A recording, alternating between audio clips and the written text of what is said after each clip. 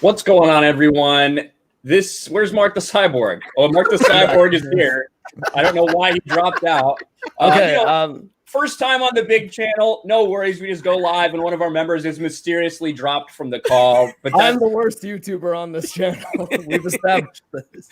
That's the kind of quality that you can expect from Geeks and Gamers and the Gaming With Geeks Podcast for the first time here on the main channel. What's going on, everybody? We'll introduce our normal host and then our featured guest of the day. Lethal Lightning, how are you doing, buddy? Fantastic. I don't think Jeremy's realized what I'm doing. Just look at our last guest, look at our current guest, look at the guests we have lined up. You're starting to see a pattern. Oh, we already know you're trying to take over. So this is all not just for me, for the whole country. Well, I understand, but you're going to have to battle Ryan because Ryan has access to every Geeks and Gamers channel now. At any point, he could take over the whole thing, and he's the person you have to overthrow, not me. That's true. Good luck. I ain't scared of the 17 million Australians or however many of you there are. We can handle it. You guys are all locked down anyway. Fuck Victoria. Mark the Cyborg, how are you doing? I don't know why you dropped the call suddenly. I can explain. Hello, everybody. I'm doing quite well, but I wanted to be able to type in the chat, so I need to bring up the YouTube feed in another window so that I'm logged in with my account and I can type in the chat as me. I accidentally clicked the YouTube hotkey at the top of my browser on the one that's running StreamYard. So that's why I left the call. It was good job.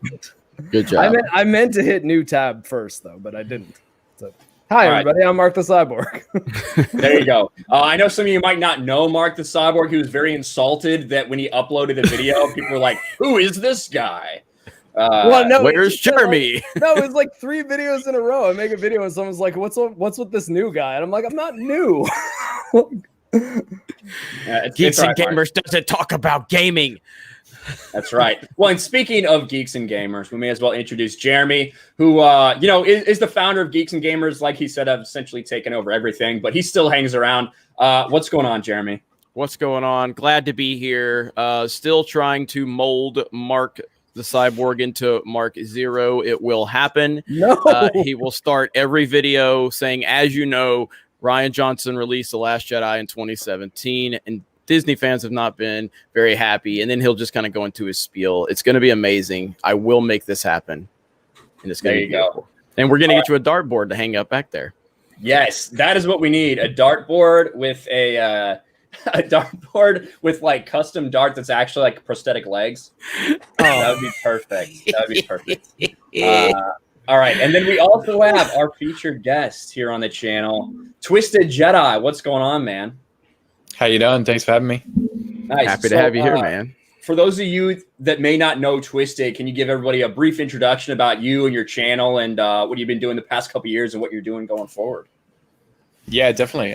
So I've been a content creator on YouTube for probably about 3 years now.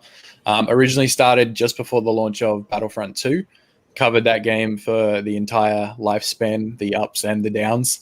And ended up making it into the EA Game Changers program and now covering Squadrons.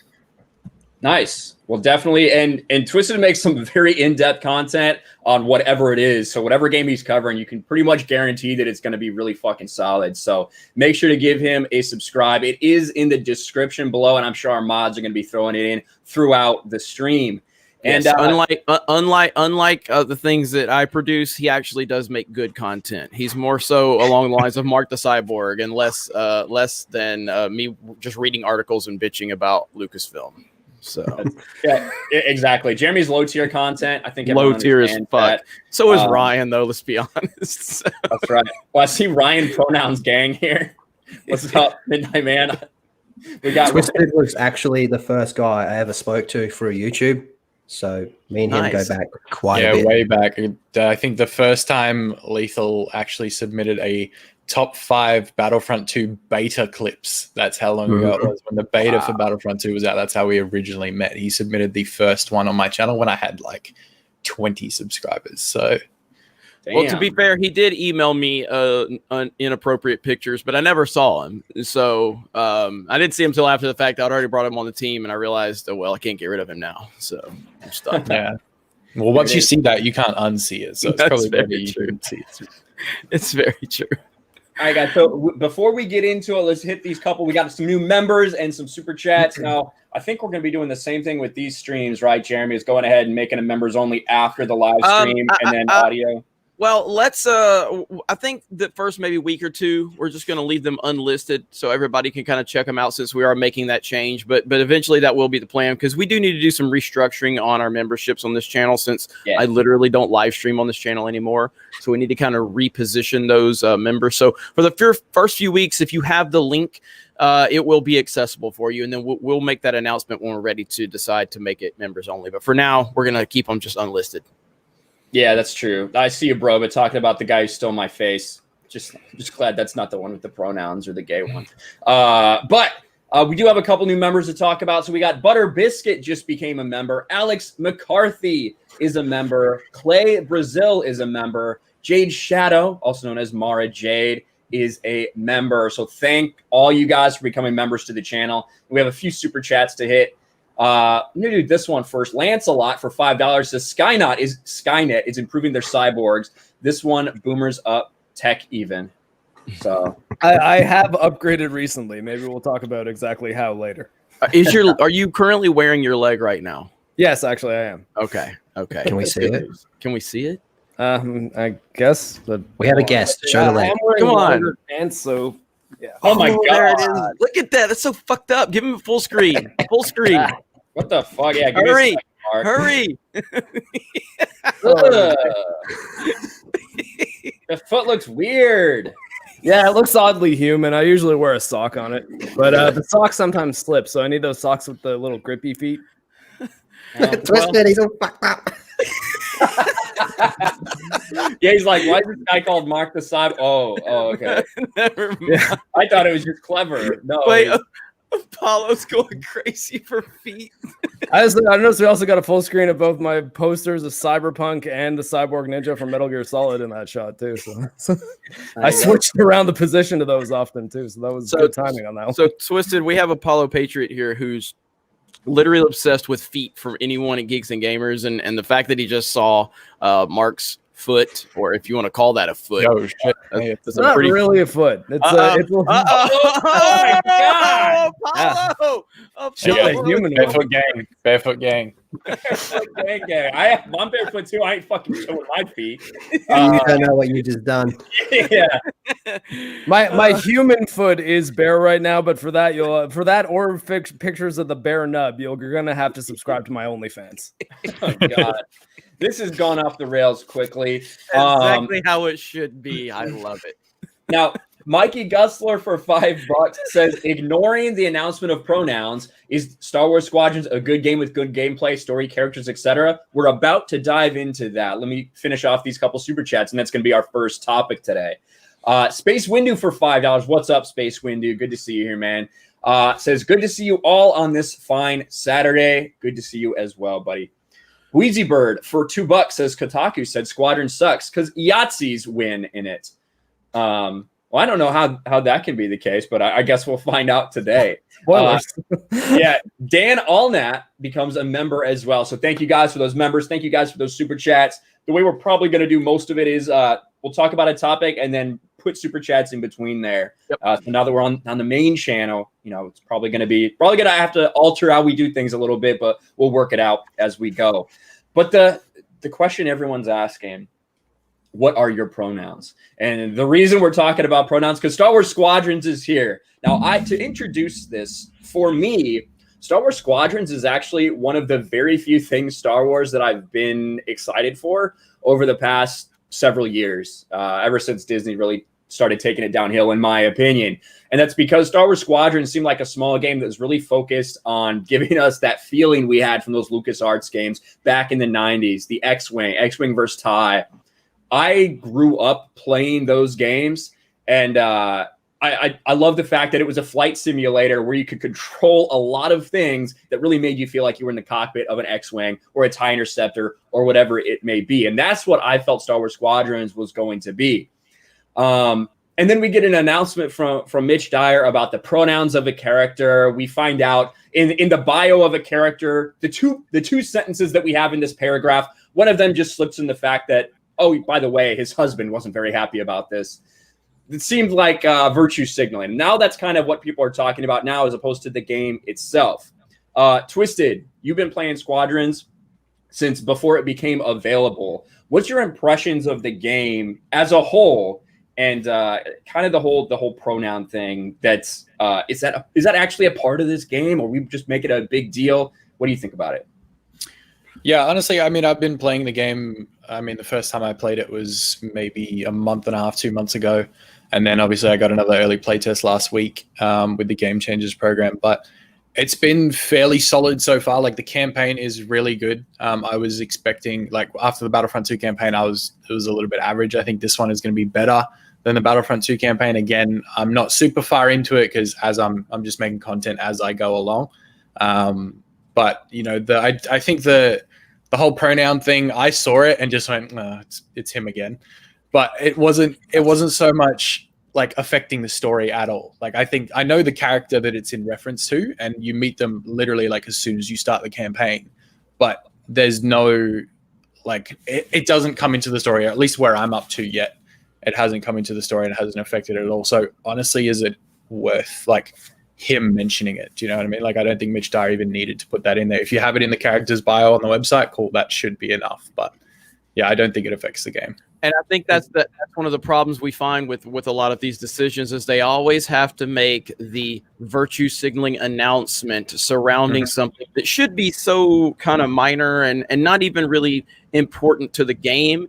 If it needs to be in there, it needs to be in there. But when you make a production around it and you make these announcements, you've blown it way out of proportion to the point where it's just like when they have a gay character or this, like they have to announce it. You know, they have to make an announcement to say, look how great we are that we have this. And it takes away from, like I said, I know for a fact that Ryan has been extremely excited about this game. I personally have not been really looking forward to it, but I know people that even aren't happy with Disney's Lucasfilm Star Wars treatment have even been looking forward to this. But when you make an announcement like this, it's kind of like read the room.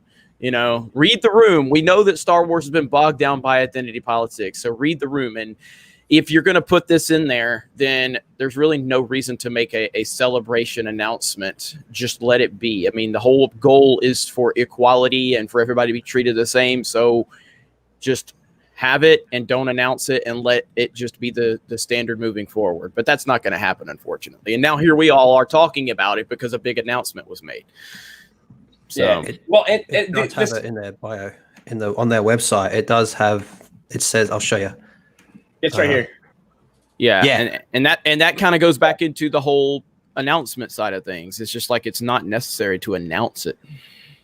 Well, it's on the website if you want to go hunt for it. But there I could see they might want to do a bit more than that. But I think the thing that they should be doing if they actually want to do that is have it in the game. Because at least where I'm at, I've had a bunch of conversations with Kyo, like this character, and at no point were they Why didn't you say you had a bunch of conversations with they or them? I just said they, Ryan.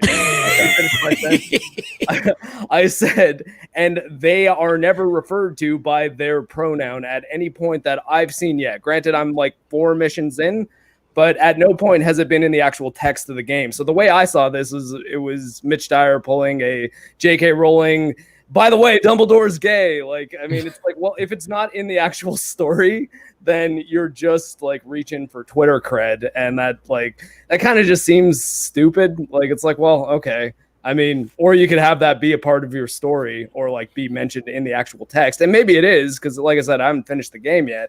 But that's sort of the reason I thought it was a little distasteful, because it's like, okay, well, congratulations, Mitch Dyer, you're a hero, but like, or you could just let your work speak for itself. Like, yeah, and J.K. Rowling actually said, "Oh, by the way, Varco Gray is gay because in this fucking thing that's just supposed to tell you about like his experience as an Imperial fighter. It's like beating the odds to survive battle after battle, much to the relief of his husband Emery." Right, like the literally doesn't come into play. All it is a virtue signal. And again, haven't gotten that far into it, but I don't know if Emery plays into this story at all. Like, and if he does, then that's something, because then you're actually like using an element of that in the actual story to tell something. And then we can talk about whether or not that's a good story or bad story at that point. But it's at least in the story. Whereas if you just throw it on the website and on Twitter trying to be like, oh, and by the way, I put a gay guy in my story. Like, it's, I don't know. It's like, well, did you, or are you just trying to say you did? Yeah. Well, look at this. This is, I actually know Geeks Addict. I didn't even see this. Does they, them? The F does that mean? Like, he's not a guy who really cares about any of this shit, and he buys a lot of Disney Star Wars stuff. So the simple idea, I think, of, first of all, Mark, as someone who has military experience, could you imagine how confusing referring to someone as they, them on a battlefield would be, referring to plurals when you mean a singular? Like, I could see that being an issue. Like, could you fucking imagine that? And I think also the idea that they are trying to appeal to such a small group. I'll ask you guys this. I've met a lot of people. I have never met anyone in real life, not on the internet, that talks about their pronouns, that introduces their pronouns, that has a they, them as pronouns. I've never met a single person like that in my fucking life. Nope. Have you guys? Nope. I grew up in Toronto, so yeah. But oh God! You could have just said you're Canadian. So yes, we all of them are here. That's what you should. And that's not like them. That's a they, them. Just so you know. So is this game trying to say that gay people are evil? Possibly. Well, I mean, he is an Imperial. I don't know what this person is. Like, I don't know. It's a them. Varco Gray, though. No, Varco Gray. He is evil, and he is the gay character. So I don't think I've even met him yet. Or if he was, I've only played one mission as Imperial so far, so I don't know. X-Ray Girl, one mission ahead of me. Yeah. X-Ray Girl is challenging you. She says, I live in Toronto and I haven't. So she's challenging you, Mark. Uh-oh. From the Trouble West in End, Paradise. I'm from the suburbs, I guess. I don't know. Well, despite all of the pronoun stuff, what are your? We'll start with Mark here.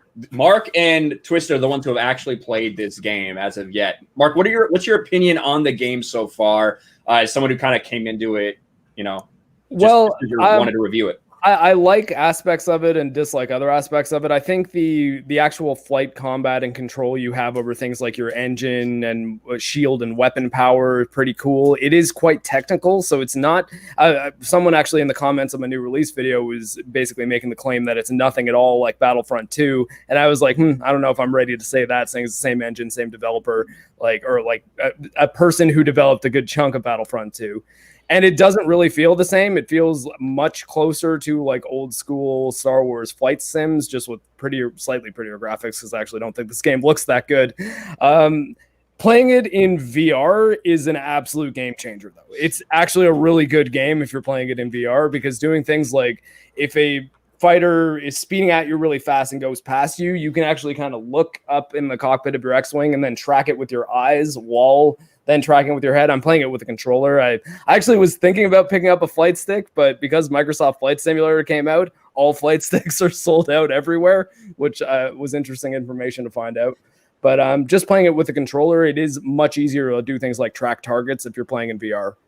And the cinematics and everything, though, are weird. Like the stuff around the gameplay, like when you're at like the base, it's just almost like kind of mini Fallout style exposition dumps where you just talk to a character, have no dialogue choices, and they're just like standing mid close-up shot in frame and just being like, well, here's a whole bunch of useless facts about my life. And it's just like none of it has anything to do with the story so far. So I'm just like, I get why these are in there, but none of these characters are interesting. None of them have good personalities. None of them seem to be saying anything that makes them really sympathetic. The performances are really, really wooden. Like it's kind of like Mass Effect Andromeda style, where like the facial animations are a bit weird, and it almost seems like everything's running, or like all the character animations and the characters and are running at 30 frames a second, even though I'm getting a stupid frame rate in the actual game. So I don't know. It seems like a bit of a rush job as far as like the story and character interactions go.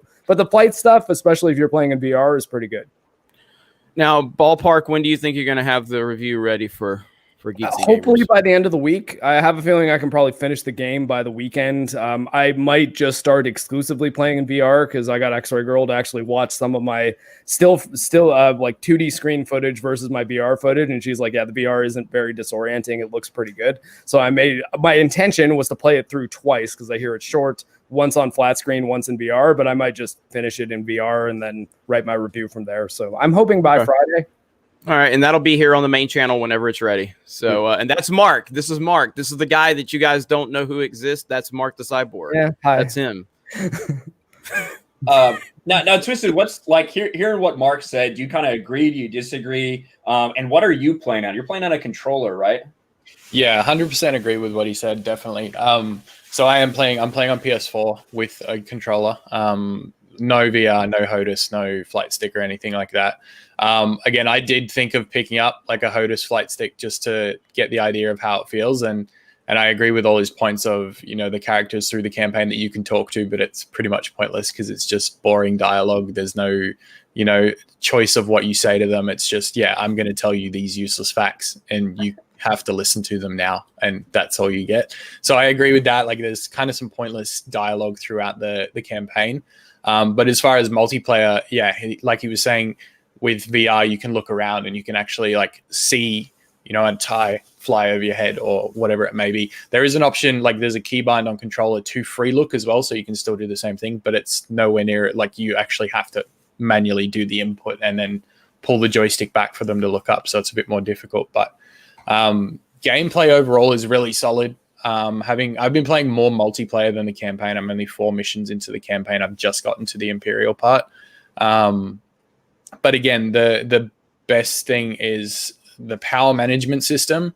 So being able to divert your power between your engines, your firepower, and also your engines, your firepower, and your shields. Sorry, and then the shield management as well. So you can defer power to rear shields or forward shields if you're going towards a capital ship. The little intricacies like that for me is probably like the best part of the game, and it makes it so much different to something like a Starfighter Assault in Battlefront 2, where you have literally 3 control inputs and you just fly. And when you're trying to lock onto someone, all they do is fly around in a circle to evade you. That's the difference between that and Squadrons is you have the boosting mechanic, which is, the boost drift. When you pull off a clean boost drift to evade someone, you feel like you're an actual pilot. Like you jet away from them, you cut your engines, you flip around, and then you boost back at them and you blast them. To land a clean shot like that, it's just a feeling that feels like Star Wars. Do you know what I mean? Like I'm sure you could do that in any flight game, but you just feel like you're inside a Star Wars movie when you pull something off like that. So I think that's probably my favorite part is immersion wise, you do get that feeling at certain points throughout the game. But again, graphically, it's probably a step down from Battlefront 2. Obviously, smaller team working on the game, smaller time frame the game was worked on, no long-term support going to be for the game, things like that. I think, again, it was a very short time span between the time they started working on it and the time they actually launched it. And to me, in my opinion, it feels like it's a filler game until we get whatever the next big thing is. That's actually what I was going to say. It does. I mean, I think you just accurately described how I was feeling that it would be as a filler game almost. I mean, it doesn't feel like it's going to be something that's going to blow up and be very widespread popular with a lot of people. It feels like just a standard kind of like, here's a game, hopefully the people that want to play Star Wars games will play it, but it doesn't seem like it's going to transcend Star Wars fandom or get people excited. And it just is disappointing that we're here. How long has Disney had Lucasfilm? And look at the lineup of games we've had. And I liked Battlefront 1 and 2, or at least 2015 and 2017, or call it 2019 since it got better in 2019. I enjoyed those games for what they were, even though the campaigns or the campaign for Battlefront 2 was absolute trash. I enjoyed the multiplayer aspect of those games for what they were. I'm not saying they were great games, but I enjoyed them, but they're not good games. And the fact that Jedi Fallen Order is about the best game we've gotten easily, but it's still that many years into this, we just don't have a lot of quality content from the gaming side, and Star Wars Squadron doesn't feel like it's going to do anything to change that. Yeah, at least again from a distance. I haven't played it, so. Well, I feel like this game is fucking made for me, honestly. because I'm someone who grew up with the X-Wing versus TIE flight simulators. I fucking love those. The cool thing about that, and like Twisted said, the difference between people have said it's just gonna be like Battlefront. The difference between it is that you have complete control over your ship.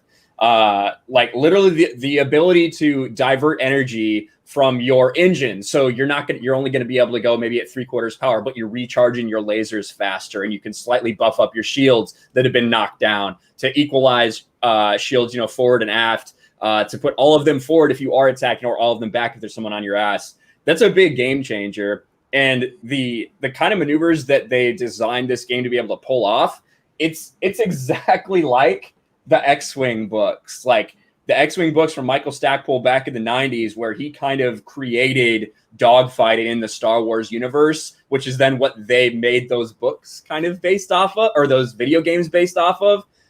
It's all awesome.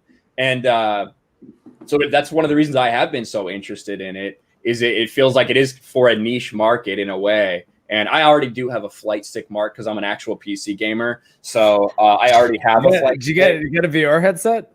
No, I do have an extra one if you want to make me an offer. Don't get him started on that. I call him about Half-Life, Alex. I'm like, hey, an hour after we get done talking, I'm more confused than I was before that started. I gave you 3 options, Jeremy. 3 very in-depth, confusing options, and I still don't understand what's and different levels of fidelity. But you said a lot of words I didn't understand. I'm a high school dropout, Mark. Come on, work with me here. Okay, just buy a Valve Index. Okay, I'll just give it. Just buy a Valve Index that comes with Half-Life Alyx. You're good to go. I would be interested to see how it plays with a flight stick and a VR headset, because that would probably be the absolute most immersive. I did, though, have a point on the scale of the game versus other Star Wars games like Battlefront 2. I sort of hope they make more games of this scale, because the scope of it sort of reminds me more of something like Republic Commando, which actually was the first video I made for Geeks and Gamers. And that game wasn't like crazy. It didn't have like all sorts of insane multiplayer stuff. It was a pretty short campaign, but it was really good at doing like one thing well. And the gameplay in Star Wars Squadrons does do flying an X-Wing or a TIE fighter very well. I will say at least that much about it. I have my issues with the presentation, and I think the story at this point is boring at most, but unintrusive, I guess, at best. But I don't think that it's necessarily a bad thing that we're getting some more small-scale Star Wars games, and that they're not just deciding to make Battlefront 3. We're just going to do the same thing again, try to throw every single tool into the toolbox and make it the Star Wars game that's all things to all people. Yeah. Whereas this one score one thing to some people, and I kind of like that. I think for me, one of the things that I have thought about since they've done Squadrons and since actually playing it is, why haven't they been doing this the whole time they've had the license? Like, why haven't they been making these smaller scale games the entire time while they have these bigger projects in the works? Because we talk about how long they've had the license and how many games they've actually put out. I would have loved to have seen, maybe Squadrons 5 years ago, or a Republic Commando type remake, or a Bounty Hunter remake, doing things 13.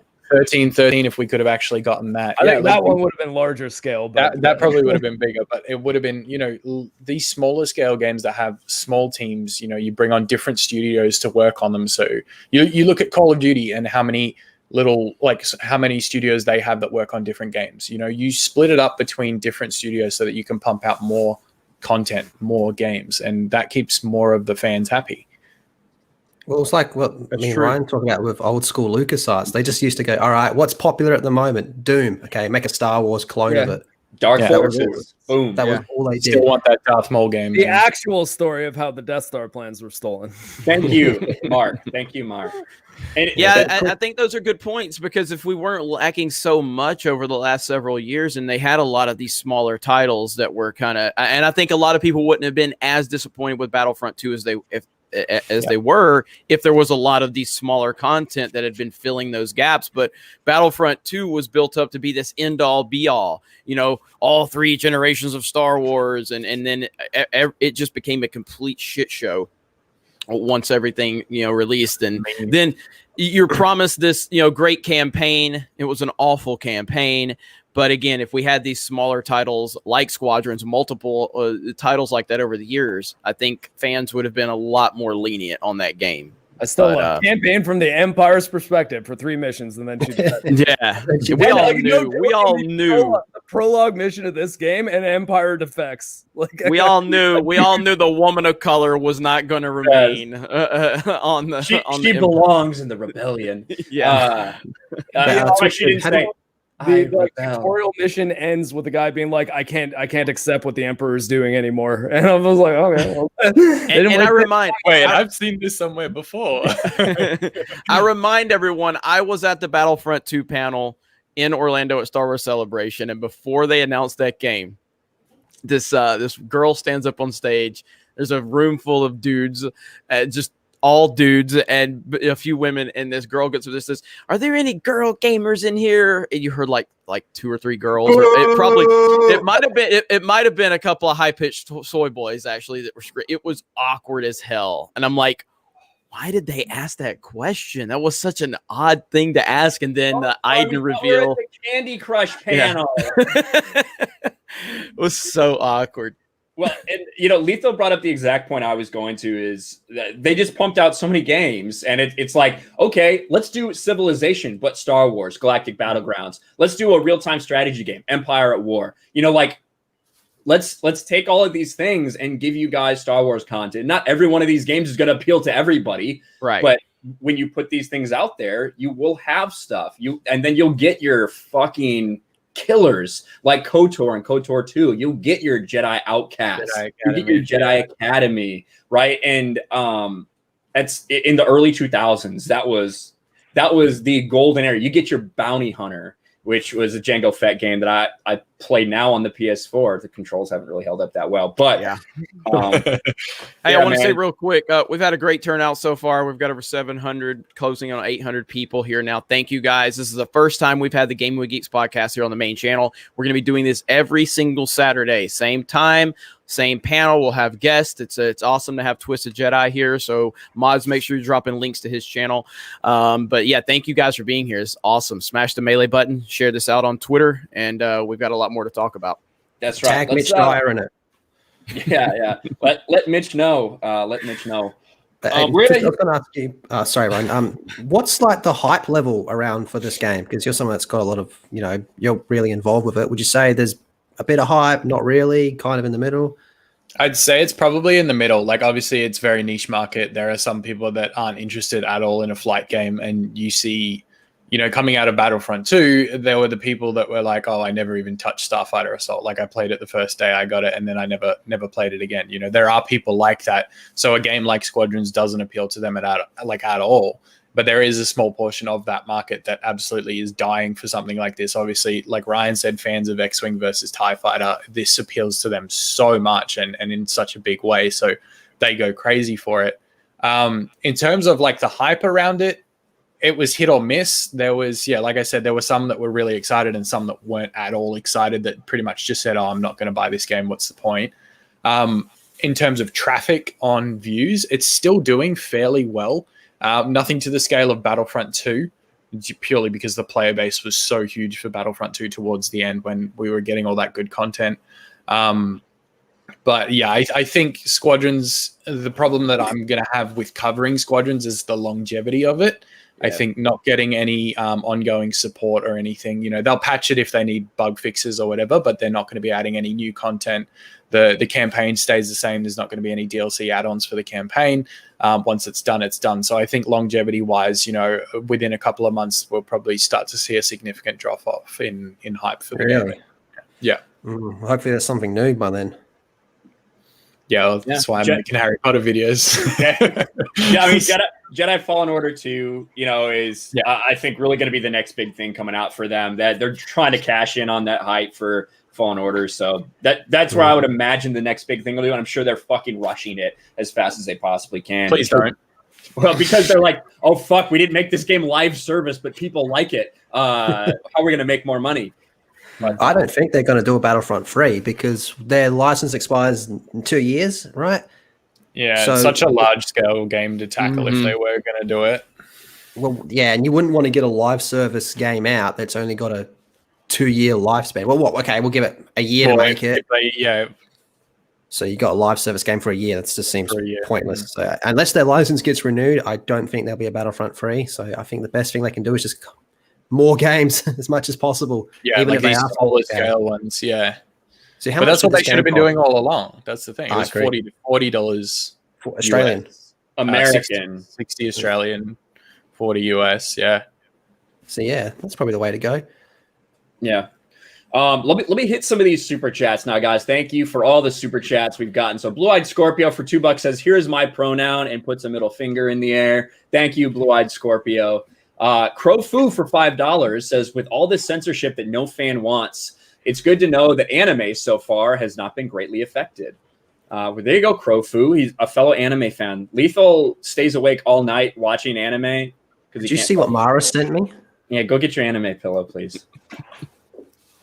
I made a joke. Okay, this is half Krista's fault and half Mara's fault. Krista got me the waifu pillow. She got me, yeah. Krista got me hooked on Etsy. She was showing me cool stuff on Etsy, and then I started looking at Kingdom Hearts stuff, Final Fantasy stuff, and then I found this pillowcase and was just in hysterics about it. And then Mara bought it and sent it to me. So these are like 2 of my favorite Final Fantasy characters. Nice. There you go. Nice. Lethal Lightning. Big Yeah, ol' Lightning. Lord Long Lightning Dong. there. That's Yeah, where I Lightning- named my channel from her. I can't wait till my family comes around.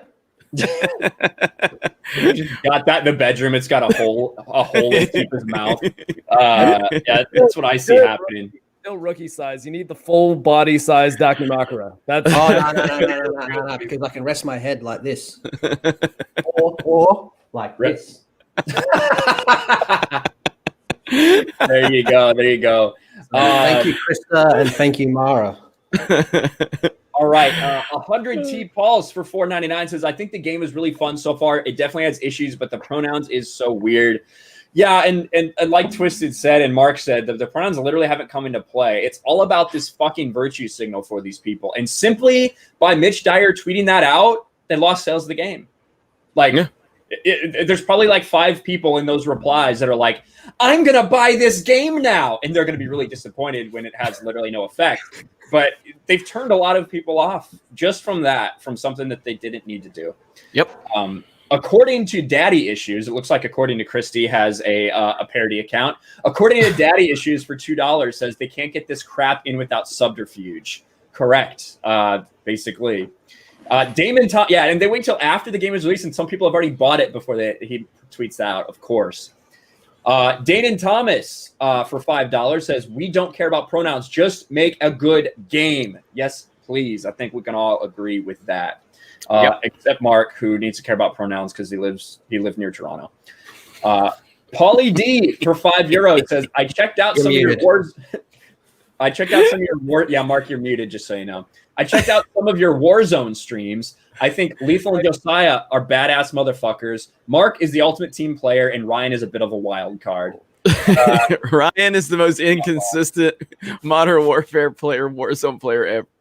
One match, Ryan is killing it, and next, he can't get a kill. It's so bad. It really just all depends. Honestly, it all depends on who we're playing. If we're playing people that are fucking like bad to average, I look like a badass. If we're playing people who are good at all, I'm fucking trash. That's just but hey, I am really proud of those Warzone streams. You know, since I made the stunning and brave decision to fire myself from the Call of Duty streams because I'm not good. But yeah, Josiah again. We all know, Geeks and Gamers fans, we all know Josiah can't pronounce video game characters, none of them, but he is retardedly good at Warzone and Modern Warfare. He's so good. It's the only game he's good at. But yeah, I mean, Lethal and Josiah kind of being the lead there, and then having Mark and Ryan and then Uche rotating out. Great job. We did the Phasmophobia stream last night. Had good numbers the entire night, so we're happy about that. We've got an Among Us stream coming up over on Twitch. Yellow Flash is going to join us along with some other people, and obviously Yellow Mario Flash Kart in the chat too. Yellow Flash. In yeah, the chat. I saw him. We just hit 200,000 subscribers. So that's Combo why, breaker. Hell yeah. So yeah, we got a lot of awesome stuff in the works. So that's right. But Geeks and Gamers doesn't talk about video games ever. It's never happened. Mark the Cyborg does not exist. Twisted, have you been cancelled yet? Huh? Is Twisted, have you been cancelled yet? Check your Twitter. Yeah, make sure. No, I think I'm good for the minute. I think. Yeah. EA's just emailing and be like, "We're gonna need that code back." According to Daddy Issues for $2, shout out to the other Christy and her movie show. Yes, shout out according to Christy and Ruthie, and I see Stephen Walton modding as well. Thank you guys, we really appreciate it. Yellow Flash 2 for $2. Is Crocodile Dundee Lethal's favorite movie? Crocodile Dundee 2. That motherfucker was in my live stream, and all he was doing was saying like the most racist, stereotypical Australian misinformation shit I'd ever heard. Yeah, it was just like I just saw a couple super chats. It was like Foster's Australian for beer and shrimp on the Barbie. That's right. I had someone come into my stream yesterday and ask if I ate Vegemite with a spoon. Americans, bro, they're fucking dumb. All right. Australian movie is Road Warrior. You all know it, or Mad Max 2, as the Australians would call it. Thank you. I was about to flip out then. Ruthie becomes a channel member too. Thank you so much, Ruthie. According to Daddy Issues with a couple super chats, shout out to Ryan's missing V-neck. I'll give it to you for a second if you want it. And then also shout out to Lethal's Pronouns. Lord Long Dong indeed. That's Yeah, right. and Big Bull. These are my space nouns. I was actually looking up space nouns before for what they could implement into the game. You got stuff like black hole, dark matter, supernova. So there you go. There's some stuff. Just spitballing, getting some space nouns. There you go. Space horses, space nouns. It's just all Star Wars. Geeky Pixie for $2. Thank you. Says, good morning, geeks and gamers and chat. How are you? We're doing Pixie's awesome. Awesome, Geeky Pixie. She's amazing. Master Clockwork for $5 says, thank God SWOTORs continue to have content released over the years. I agree. I'm really glad that they've continued to do that game, even though I don't know what they're going to do with SWOTOR, what Star Wars plans is in the future. But I have always liked Star Wars: The Old Republic a lot. The Old Republic's probably the only thing pulling in money from BioWare right now. Yeah, they've crossed over $1 billion on that game. They didn't have that announced. The next SWOTOR update, I think, is going to be the last one, just kind of where it puts the story in, and they're already starting to milk it. Yeah. Zulman, I have no idea how much money I've spent on that game because I've been a subscriber like basically the entire time and I almost never play. But I've been a subscriber the whole time, so probably fucking over $1,000. Like, honestly, that's sad. Whatever. Zolman Official for $2 says SWOTOR is the only remaining legends. Agreed, Zolman. The only thing they're putting content in. Ordsboard for $2. Can I pilot the Naboo Starfighter? No, you cannot. Not in this game, at least not yet. I don't think there's really any plans to make any more content for this game because people are screaming about the B-Wing. What have you heard, Twisted? Nothing. We ain't getting nothing. Yeah, that's kind of what I've heard as well. People want the B-Wing. You never know if the game does end up blowing up. Then, I'm sure that EA is, of all people, are not going to leave money on the table if there's money to be made. But if the game doesn't sell very well, then I think they're probably not going to waste time with DLC. Yeah, I think the issue is that if you add a DLC to the game and they want to make money from it, sure, you'll get money from downloads, but of other people that have already bought the game, they're not going to want this content unless they get it for free. So you're not making money from players that are already there, and by the time they actually add a DLC, I think the hype for people to buy it for the first time isn't exactly there. They've seen everyone play it already, and maybe a few people pick it up, but I don't see us getting any foreseeable future content. Yeah. I see someone says the LGBTQ wing.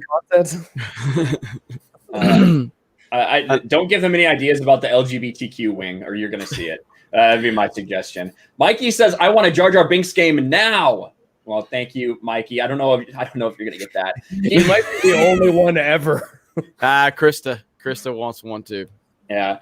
Geeky Pixie for $2 says Battlefront 2 made right could renew their license though. Yeah, I just don't know if they would put all the energy into making that. I mean, Battlefront 3. Or Battlefront 3. That's what I meant. Yeah. That's what you said. It's the idea, and there's a couple more super chats about this. Like the next one, Nexus says, do you think EA wants to keep their Star Wars license, or is it too much of a burden? I think they want to keep it. They make money from it. So it'll just be we'll see what happens, I guess.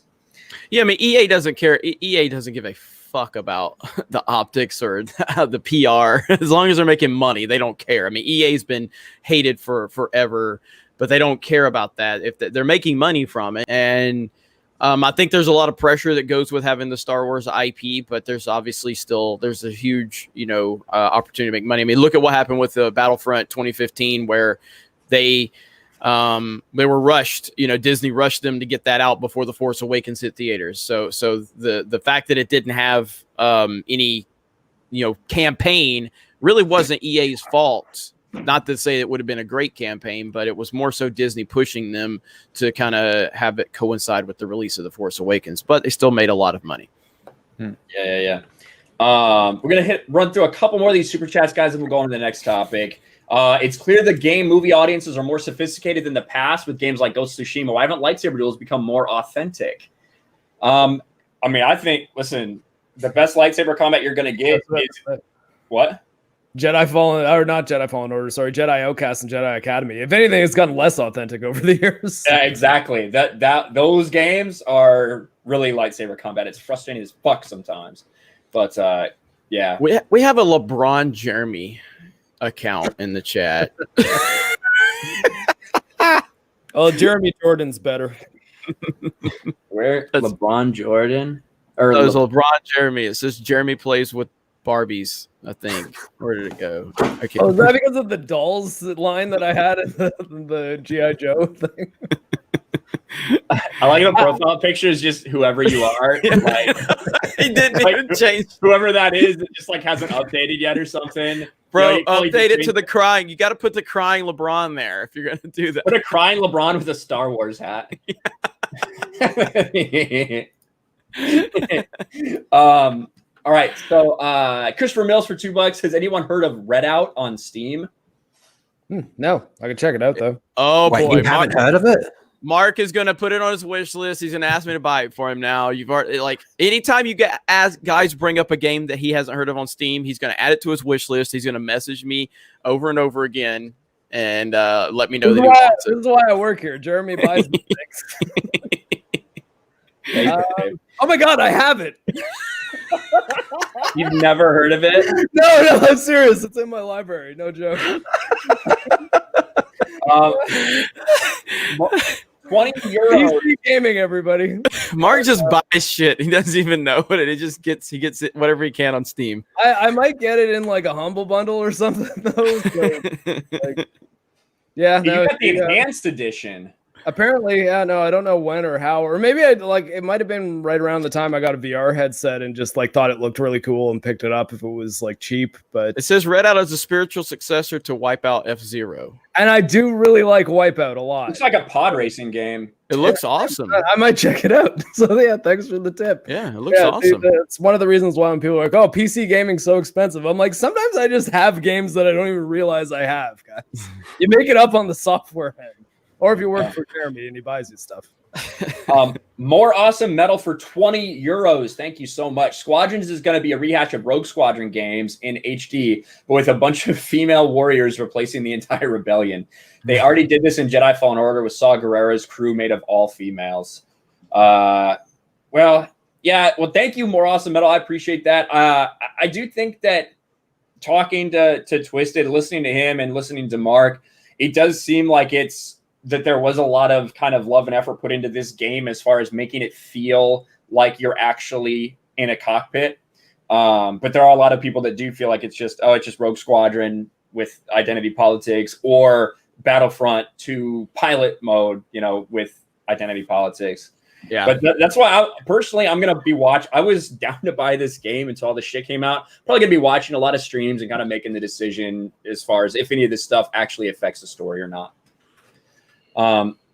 Let's move on to the next topic. And speaking of video games, that's right. For those of you that don't watch us on a regular basis, it's when it's time to shift topics. It's speaking of video games, and then we speak about video games. That's right. So that's probably the longest we spent on a topic on the Gaming With Geeks podcast, right there. For sure. We ripped into Last of Us. Yeah, that's true. Not this much. Yeah, this is almost an hour though. So yeah, we've been going a while. But speaking of video games, why don't we go ahead and talk about Cyberpunk 2077? So CD Projekt Red came out. There was a report from everybody's favorite piece of shit, Jason Schreier, which regardless of whether you like him or not, which I don't think really anyone does, he does have a lot of sources in the industry, and he's usually the first to report on this shit. CD Projekt Red, who back in 2019 said that there would be no mandatory crunch, that there would be people putting in extra hours, but they would not make any of their employees do mandatory overtime, or crunch as it's called in the gaming industry. Sent out an email saying, hey, just so you guys know, we are going to be requiring you to stay extra. We are going to require you to be doing overtime. We are crunching for the last little bit of Cyberpunk 2077. Now, this comes after 2 delays of the game, which was supposed to release in April, back to September, now back to November, and now they're deciding to crunch towards the end. I made my thoughts clear that I thought, as excited as I am for Cyberpunk, and as much as I love CD Projekt Red, it's a shame that they weren't able to keep the promise to their employees. They said they wouldn't crunch, and regardless of how you feel about that overtime, if it's not that big a deal, they broke their promise. Mark, actually, we'll go to Lethal. Let's go to Lethal. Lethal, how do you feel about this announcement? And does it make you at all worried that maybe the game is going to be a little glitchy, a little buggy when it gets released? It probably will be. I mean, do you guys remember what Witcher 3 was like when it first came out? You had teleporting horses and all that type of stuff. But even so, Witcher 3 was amazing. I imagine this won't be as buggy as a new Fallout game, but it will still have a few issues here and there. But for the most part, this doesn't change my excitement at all. I feel crunch is just, every video game has crunch. You should look up half the horror stories that happened with Kingdom Hearts 3. There was people that just weren't allowed to sleep and all that type of stuff. But I get what you mean, Ryan. They did kind of go back on their word, but I also think it's not really the biggest deal. I mean, every game has crunch, and it doesn't sound like it's anywhere near as bad as what they'll do at Naughty Dog. But whatever.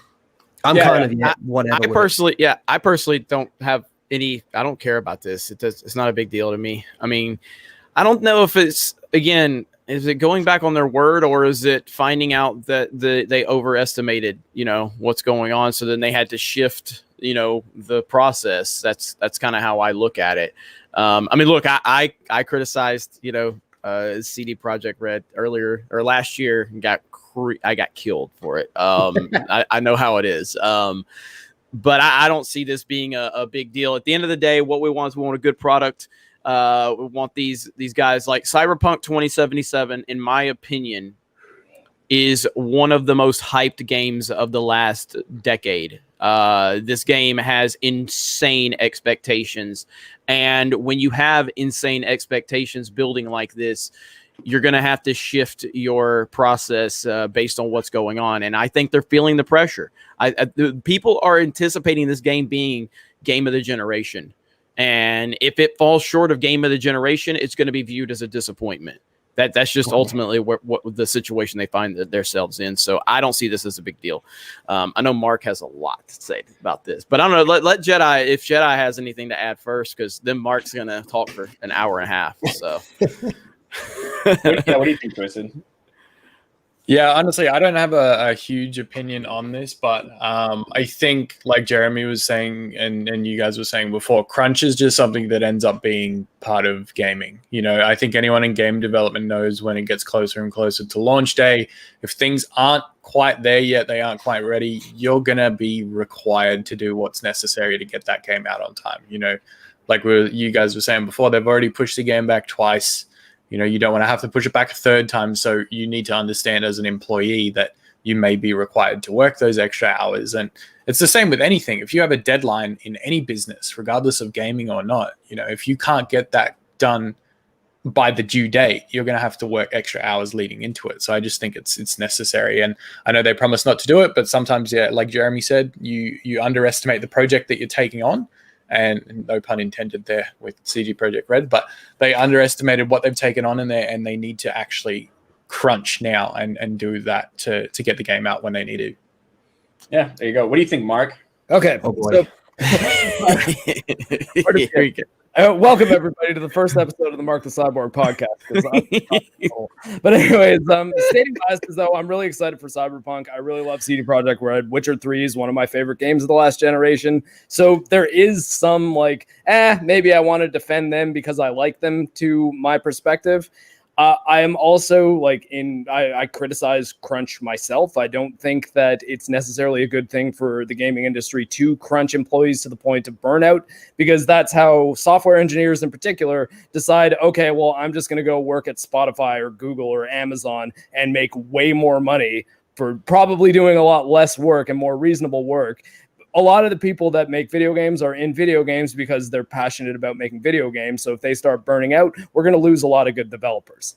That being said, I don't think this particular specific situation is very bad. And like, I think that probably the factors to consider are things like Polish labor law and exactly what is meant by crunch here.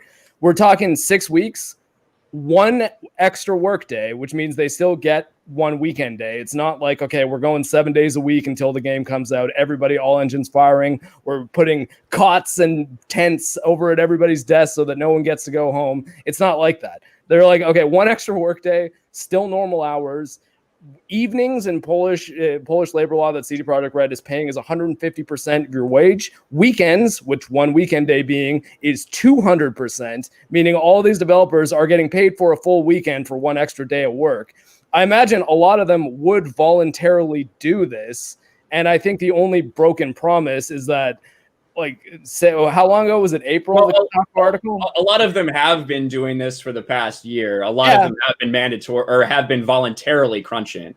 And the mandatory might be just to help those people out. So instead of saying, okay, just crunch if you want to, but Jimmy and Bob over there are going to be doing like 700-hour work week. I mean, no, that's not an actual number, but like, you know, stupid 120 is not unheard of. Yeah. Whereas if we say everybody just come in one extra day a week for a month and a half, for 6 weeks is not really that long a stretch of time. Like, it's not like we're saying, okay, we're going to push the game back another year and everybody's working 6-day work weeks until 2021 or like till November 2021. So I think in this specific situation, the crunch is reasonable. It's not a good thing. Like, I mean, yeah, it sucks that those people don't get their Saturdays. It is kind of a good thing that they get paid double for those Saturdays or Sunday, because I think it's like you have to work one weekend day. It's and you can pick which one it is. From what I've heard, again, I don't work there, so I can't say for sure. But like, what are we actually talking about here? Because to me, it just seems like Jason Schreier wanted to make an article and like was looking for a reason to criticize CD Projekt because they're a developer that has a lot of goodwill, and it's a bait, or I mean, literally, not saying that it's not true information, but it's a good lure to traffic to criticize something that is loved. So I think there's more of that going on, and I think that even the original statement of we're not going to have any mandatory crunch was them sort of trying to appease a like Kotaku journalist who was like, so if there going to be any crunch, are you going to crunch your employees? Are you going to crunch your employees for the super? And he's like, look, tell you what, we're not going to have any mandatory crunch. People can work hard if they want, but we'll delay the game if needed. They pushed it back twice. And at this point, because we're 6 weeks out from launch, another delay might, even I put in some like annual leave days, which are basically military vacation days, so I could get, well, granted, I'm going to make videos on Cyberpunk, so I want to be able to get through a good chunk of the game when it comes out. And if they just needed an extra 6 days, they could have probably pushed it back a week, and that might have been better. But that also might piss off some people that did that. And they're like, okay, we're close to the finish line. Everybody will come in one extra day. We'll squash some of these bugs. We'll polish it up, because this game is going to have one chance to make a first impression. And if the game's fantastic, but there's a bunch of technical issues that we know that we can fix if we just kind of focus on them, that we can squash out if everyone puts in a little bit more work, and we don't make Jimmy and Bob, the guys that have been working 7 days a week for the last 6 months, we don't put it all on their shoulders. We spread it out evenly. I think it'll make it so that everyone ends up happier. Everyone ends up with more money. And also the profit sharing that they have at CD Projekt is like kind of insane. I think they have 1,000 employees, and 10% of their revenue is split evenly amongst all those employees. So if this game does really, really well and does make a good first impression, it benefits literally everybody that works there. So I don't know. Like I don't see this as like they broke our promise. Like Ryan. Well, Here's the fucking thing, right? If the headline of this article said EA or anything like that, people would be freaking the fuck out. They would. But because it's CD Projekt Red, there's a lot of people who immediately come to their defense, and we all hold CD Projekt Red really highly in our minds, and I think they should be held to the high standard because they set the standard and they hold themselves to a high standard. When they said that, we're not going to have any mandatory crunch, and I think you also have to combine in the fact that they've told us we want to give you like this polished game. We're not going to give you this unfinished game. Now you've delayed it twice, and you're crunching. So that makes me worry about the game when it comes out. And the simple fact is, if you're not going to be able to keep your promise, then just don't make it. Just don't say that. Don't say that we're not going to crunch if you're not going. But and Mark often uses this argument against Nintendo. He's like, well, if it was another company, but it's Nintendo. Well, CD Projekt Red has earned that reputation. Nintendo has earned that reputation. EA has earned their reputation, and now Naughty Dog has earned their reputation. So I never liked the idea of like, well, if it was, this company that did it, but because it's this company who's earned a good reputation, people aren't as upset. Like, that's because that company has earned that reputation. So if CD Projekt Red continues to have controversy on top of controversy on top of controversy, where the fans are being disappointed, eventually that tide will shift. But at this point, they've built a positive reputation, so people aren't really quick to jump the gun and be mad at them. So that's how I would respond to that. Yeah, and you got to remember, there's been people like Jason Schreier, they just want to get at CDPR any chance they get. They're like, think of all the controversies this game has gone through. When they tried to paint it as transphobic because of a poster that was in the game, they tried to say it was racist because of some minority gang when Cyberpunk was created by a black dude and he came out and told them to shut up. That's how my game is.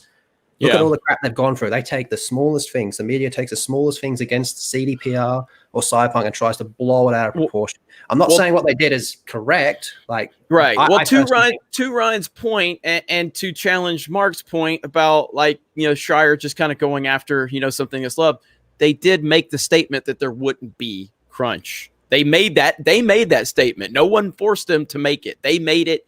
And then when there is crunch, they're being held accountable. And so again, I don't personally see it's a big deal, but at the same time, Schreier's doing what Schreier would do in any situation. If you've got a comment from them saying there won't be crunch, and then there is, I think that's justifiable. But at the end of the day, I go back to my original point.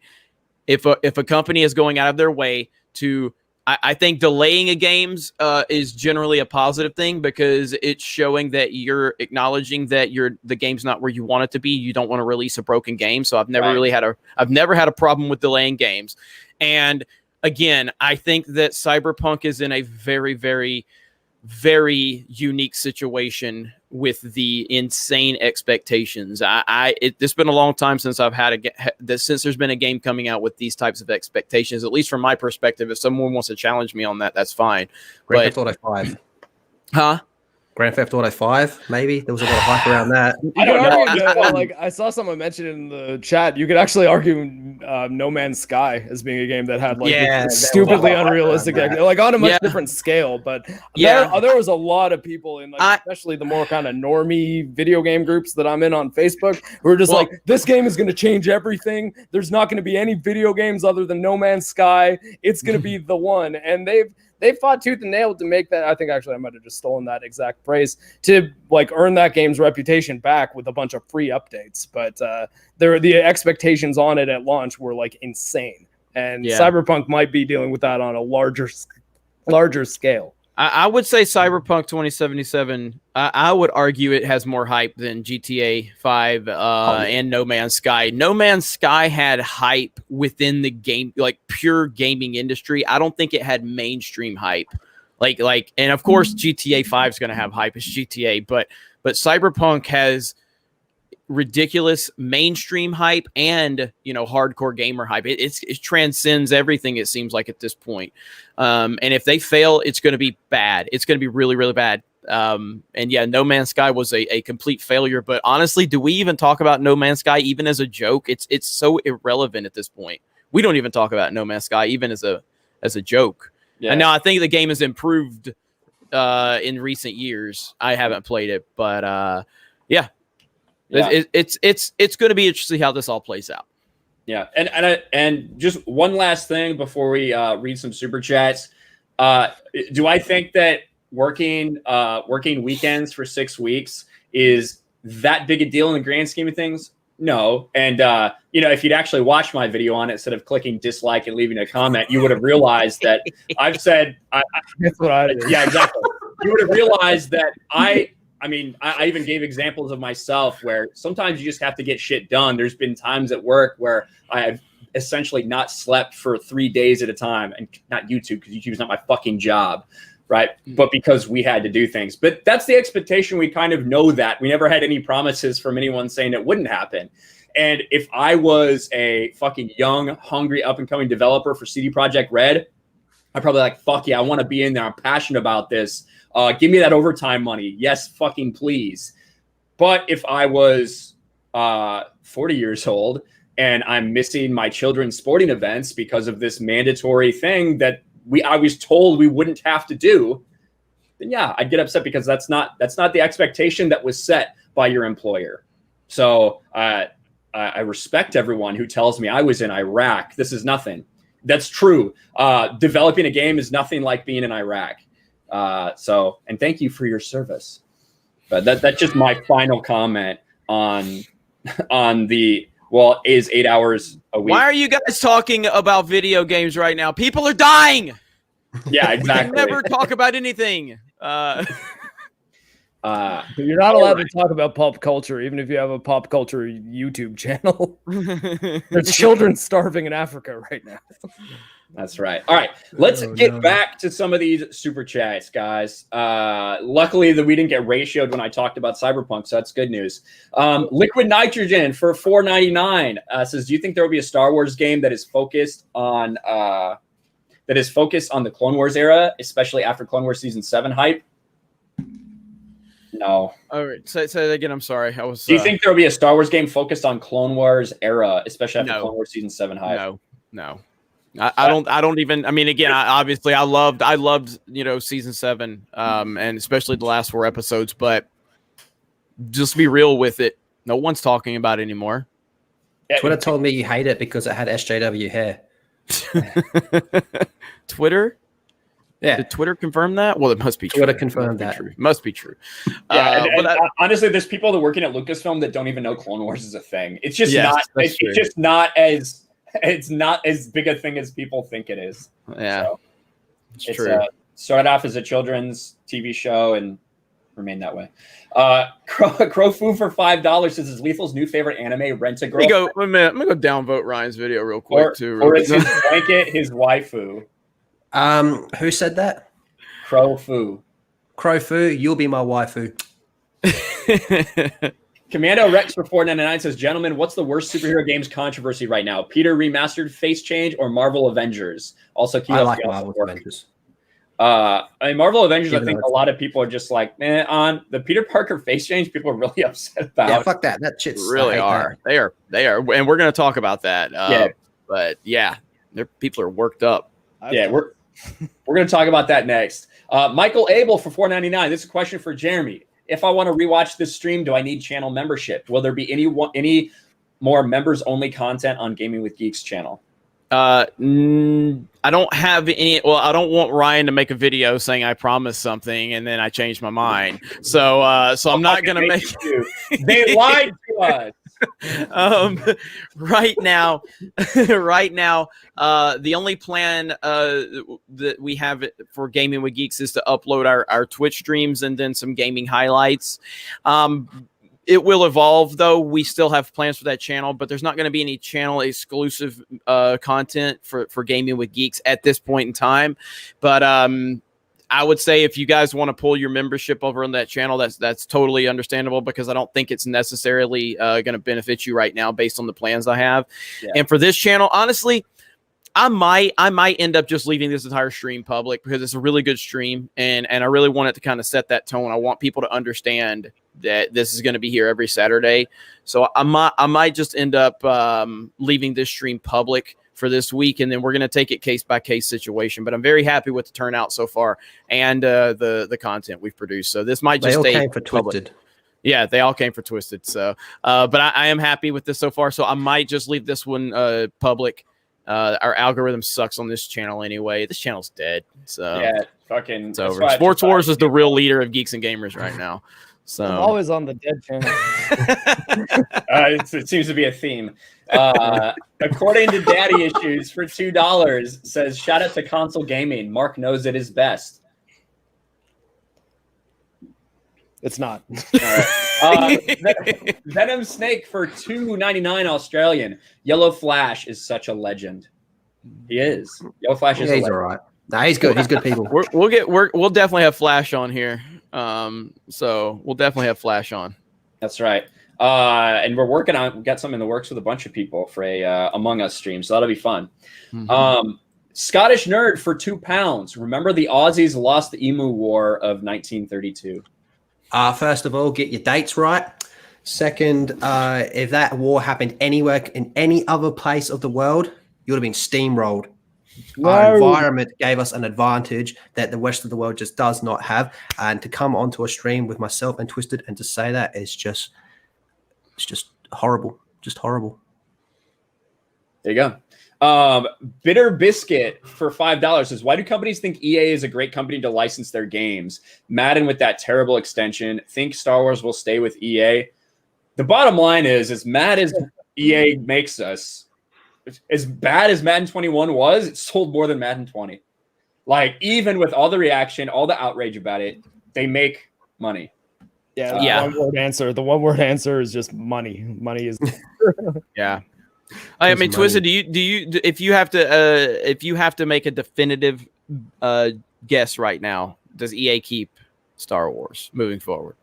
Yes. I think the second half of Battlefront 2's lifespan, it shows the potential of what they can do with the Star Wars license. Obviously, the stories from Jedi Fallen Order obviously did really, really well. So I think if you take what they've learnt so far and they can pitch it in the right way, I think they'll be able to keep the Star Wars license. Nice. There it is. So hopefully they can continue. I do feel like it's gotten better, like Twisted said, over the past several years. So hopefully they can change it. But it is EA, so I guess we'll see. We all have our certain expectations, but there's no doubt that Battlefront 2 by the end has been much better than it was in the beginning. So it's not even the same game, man. I don't even think you can say it's the same game. Different, yeah. Everything is different. I want Respawn to make a Republic Commando game. That's what I want. Yes, please. Yes, Dude, please. Can Respawn make everything? Everything that's not Nintendo related. Can Respawn make it? They've got Because 2 Respawn studios now. The one's focused on Apex. Titanfall 3, please. Titanfall 3.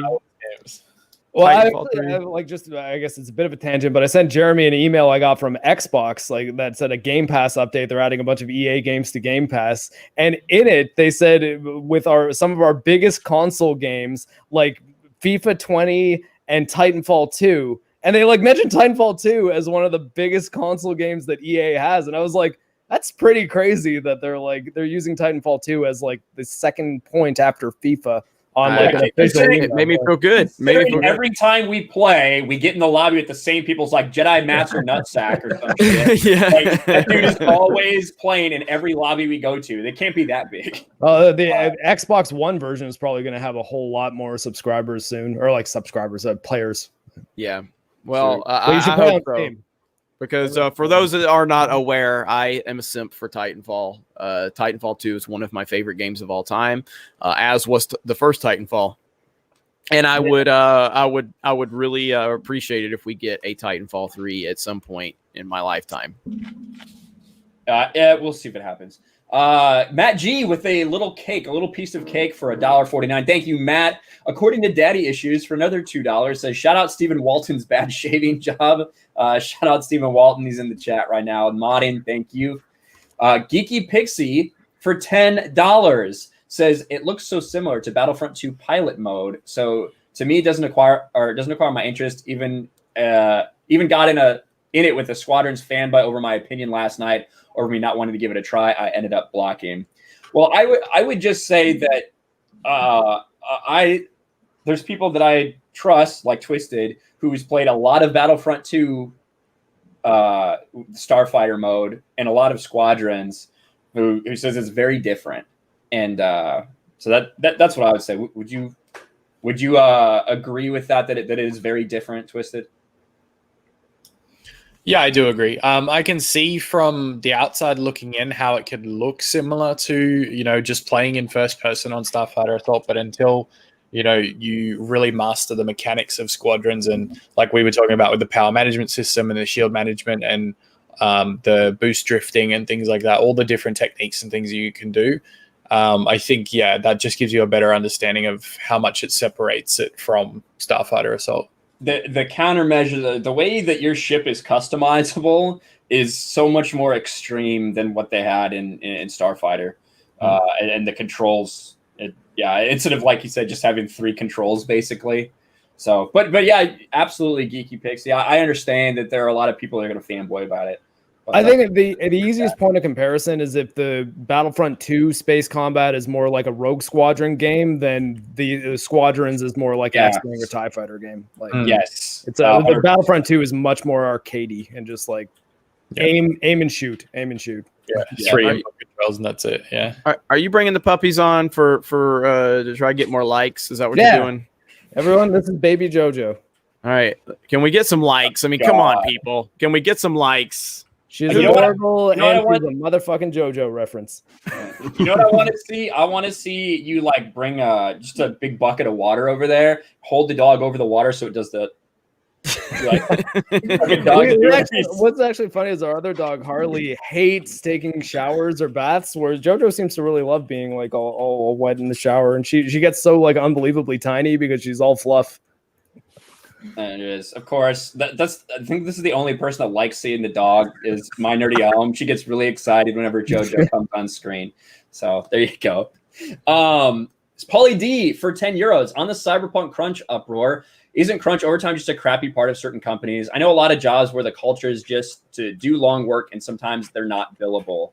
And that's the one thing, right? It's definitely not like the Naughty Dog situation where you have people crunching and not even getting paid. They are getting paid overtime. They're getting paid well. Which I talked about in my video. But Pauly, that's true. We just touched on that.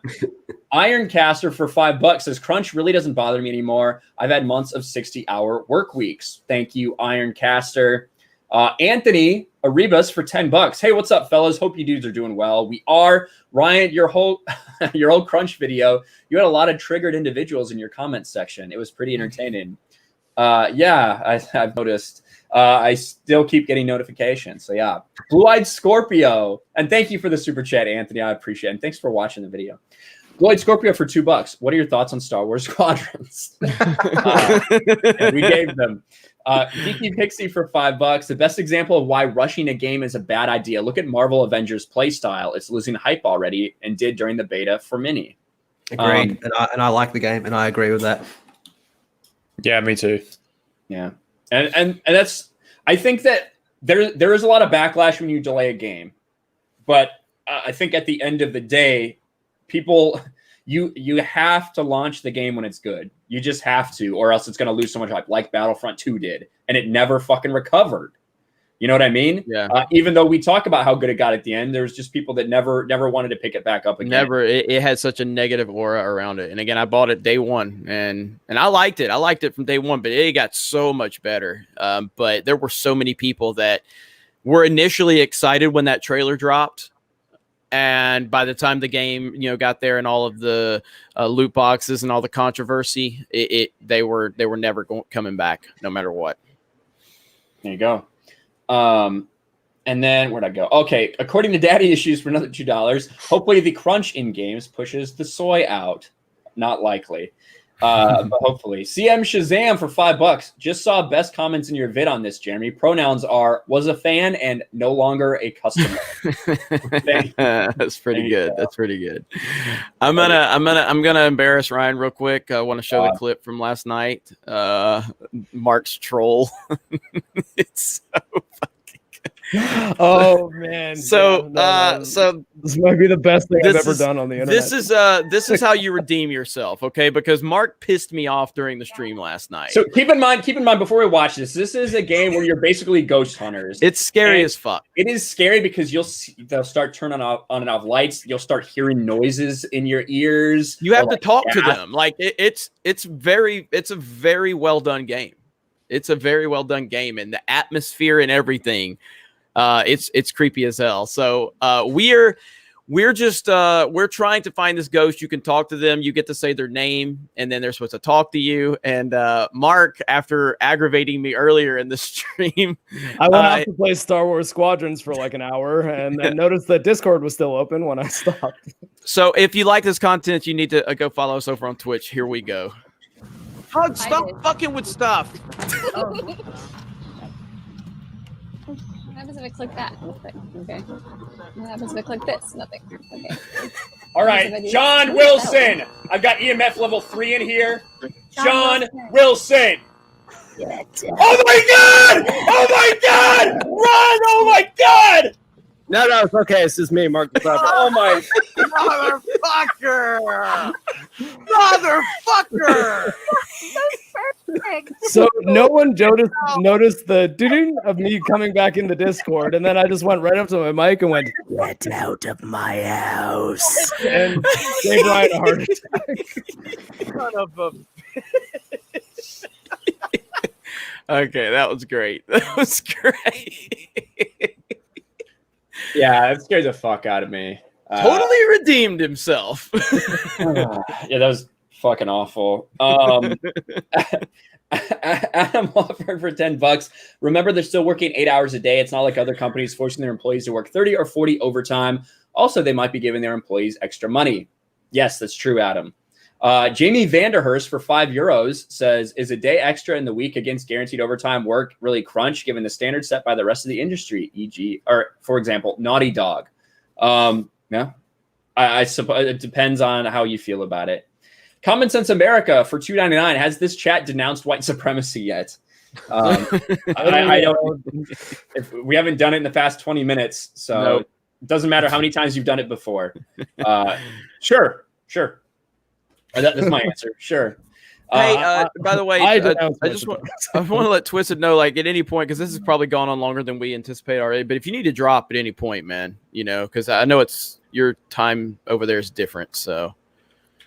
Yeah, no, that's cool. I'm happy to hang around for a bit. Okay, cool. My schedule's backwards because of the Squadrons playtests were in US time zone, so I'm on the flip side. Got you. Okay. I just want to make sure. You're on the right side of history now. Yeah. So we've got a couple more super chats. I'm going to plow through these, and then we're going to get into Spider-Man. Ordsboard says, if game companies want trust, we need transparency. And CD Projekt Red has been pretty transparent. Now, a lot of people were telling me, oh, Jason, this is just made up. This isn't real. Jason Schreier just... And then, of course, the company comes out and makes their statement. Their statement is, yes, this is accurate. So it was a leaked email. It's not like CD Projekt Red came out and told everybody this. It was a leaked email. Krista Joe, $5 says, would the crunch also be because they aimed high, saw multiple issues like Avengers game, and the Cyberpunk team wants to avoid that? I think so. And I wish they would have just delayed it again, personally.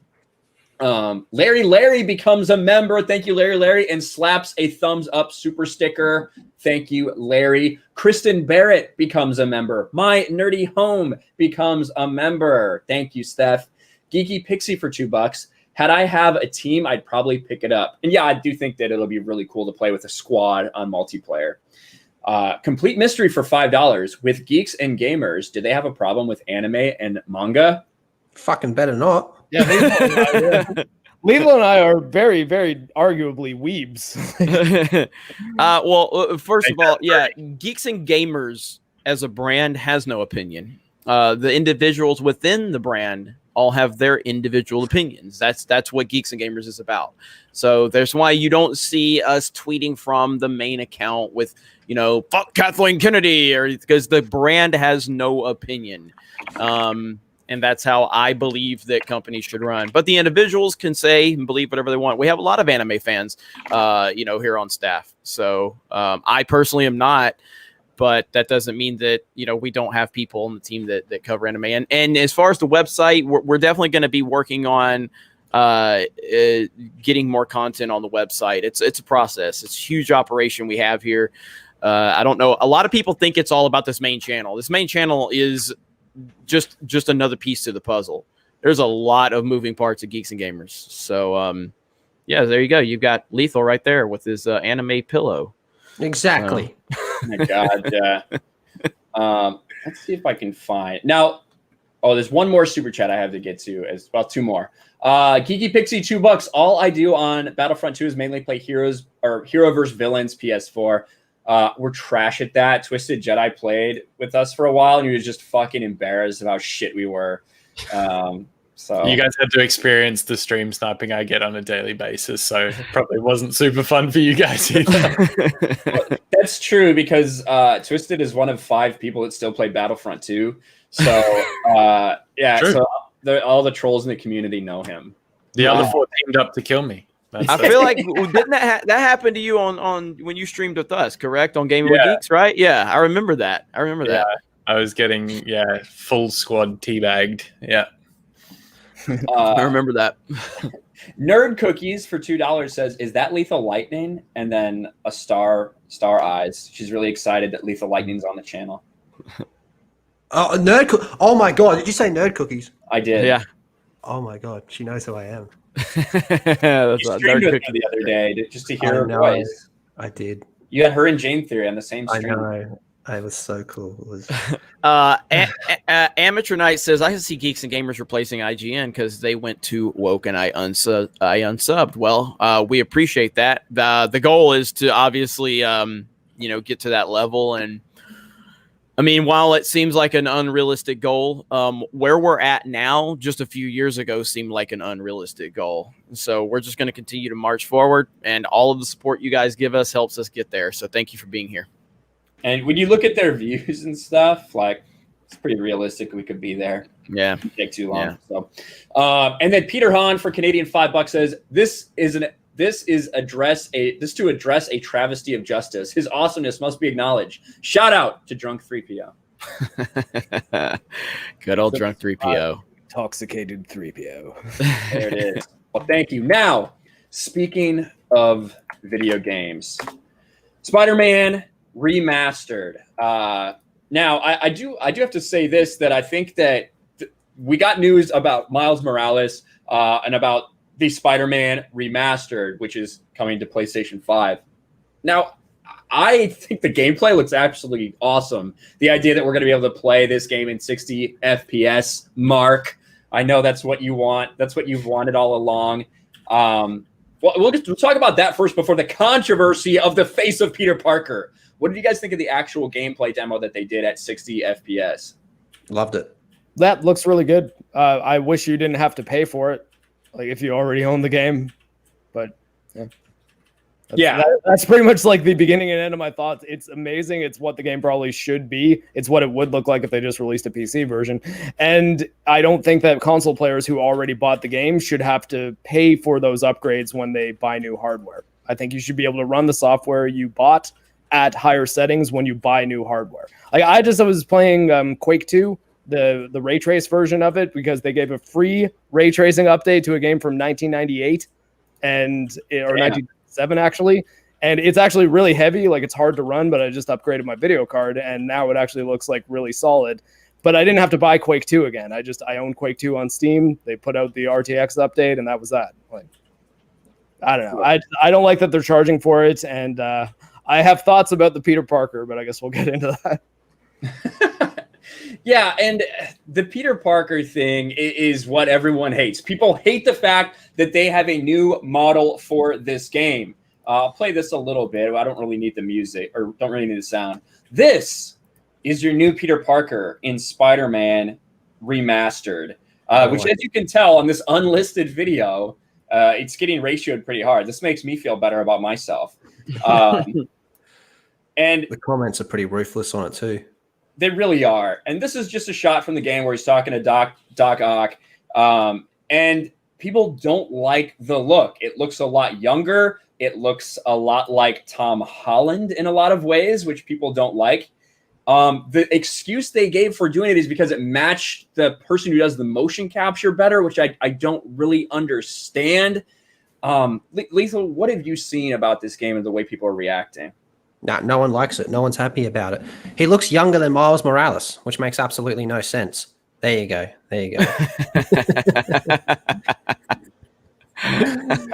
See, like the PS4 one, the character's supposed to be 23 years old, right? So on the PS4 one, he looks like an everyday dude, which is what Peter Parker should be. Peter Parker should be that everyday dude that you walk past a million times and don't think twice about, right? In the PS4 one, he looks exactly like that. He also looks a little bit run down, like he has been Spider-Man for quite some time, going through all the drama and all this one. But then the PS5 one, he looks like a pretty boy, kind of like a pretty boy. And he does not look 23 years old.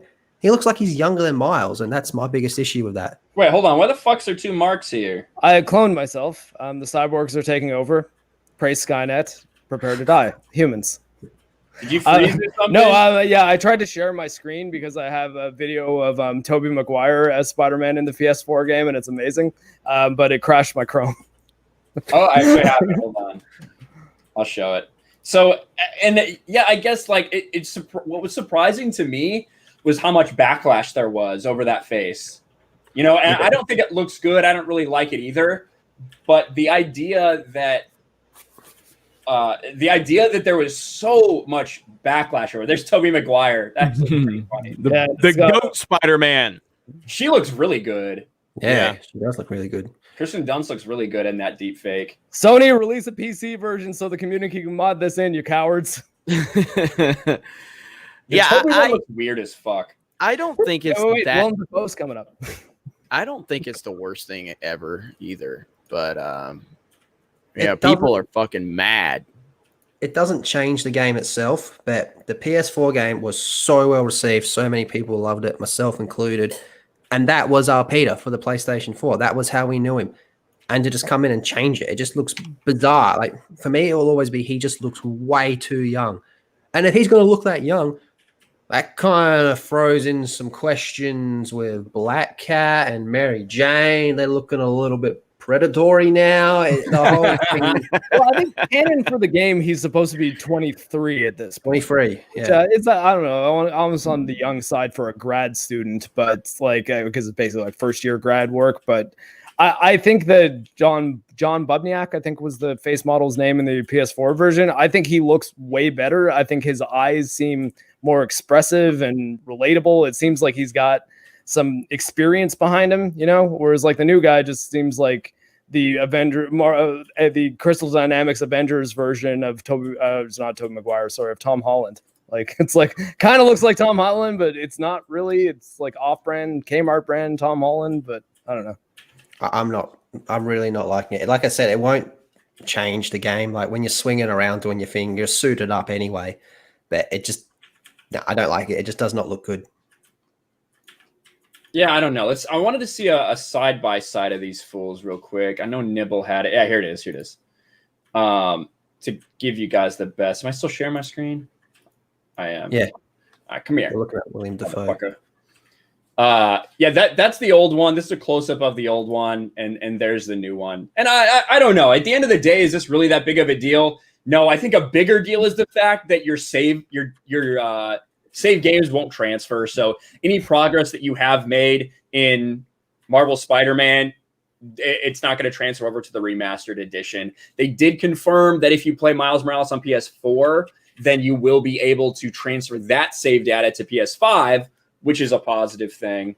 But I don't know. What are you laughing at? It's so weird because, like, I mean, obviously they know how to do cross-gen save compatibility, but like, I mean, and it shouldn't be that difficult because realistically, you should just be able to translate things like which suits you've unlocked and which, like maybe not trophies if they have a different trophy list, but I think you should be able to boot up your PS4 save, or at least a translated version of it, and have that progress play on PS5. Because I'm sure there are probably people who bought Spider-Man last week, and they might be planning to get a PS5, and they're now finding out, oh, I have to rebuy the game, or at least $20 on top of full price deluxe, or on top of $50, $70 in total, deluxe edition of Miles Morales as the only option to get this remastered version, which looks like they basically just unlocked the frame rate, added some ray trace reflections, and changed Peter.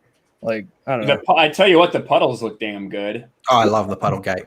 We all know I'm a puddle gate guy. Well, like, tell you what, I would probably be less hard on this though if I saw some footage of what the PS4 version was running like in backwards compatibility mode. Because if it looks amazing, then it's like, oh, okay, well, at least PS4 players like still have a much better version of the game to play on their new hardware. That's true. Like those the Xbox stuff looked incredible. Yeah, I don't know if you guys saw much of that, but Xbox just fucking playing your old game on the new Xbox, the upgraded, looked really good. Running the 360 version of Grand Theft Auto 4 has you at like a solid 60 frames a second. So like you just upgraded games from like over a decade ago by no patch, nothing on the developer's end, just running that same software on better hardware. Yeah, I agree. I don't know. Twisted, what's your feeling on this? I don't know how much you give a shit about Spider-Man or this motherfucker's face, but how you feel?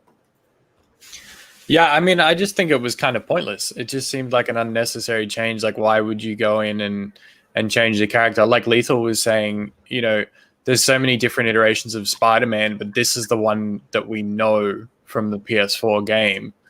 Why would you bother even going in and changing that? You know, now he doesn't look like he's suited to the age of the role that he's playing in the timeline. So to me, it just seems completely unnecessary, but I am excited to play the upgraded version. There's rumors floating around that, of course, people are going to speculate because why? Why did you make that change? There's rumors floating around that maybe they had a falling out with that guy who they probably needed him to be the face model for Miles Morales Spider-Man. You know, whenever we get to see Peter Parker in that game, I think everyone has to assume we will at some point for one reason or another. So that maybe they had a falling out with that guy and couldn't get him. So then they decided, well, fuck you. You're not going to be in this remaster either. We're just going to redo your face.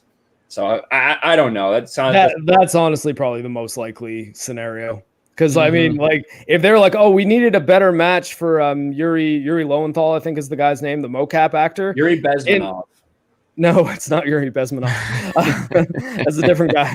But Yuri Lowenthal, if they wanted a better match for his character, in Death Stranding, they have the like 1970s version of like the girl from Bionic Woman playing as like a face model over top of a younger motion capture actress. So why would they not just, if they're like, oh, Yuri Lowenthal's too old, just do a de-aged version of him? Like, that seems like that would be the easiest thing to do if you wanted to like just make it a better match for the mocap actor. But I don't know. I'm not a developer, but that seems like a weird excuse to me.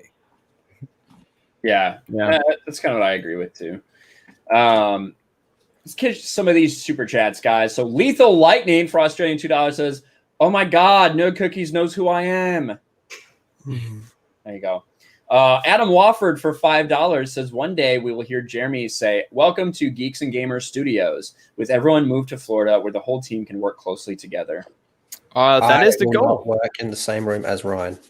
That is the goal. That is the goal, is to have an office and a studio, and we'll just keep grinding. But yeah, I'm very happy with the progress we've made in the last few years, and that's why making this decision to shift the focus of what we're doing on the main channel is there. And we know that there's gonna be some growing pains.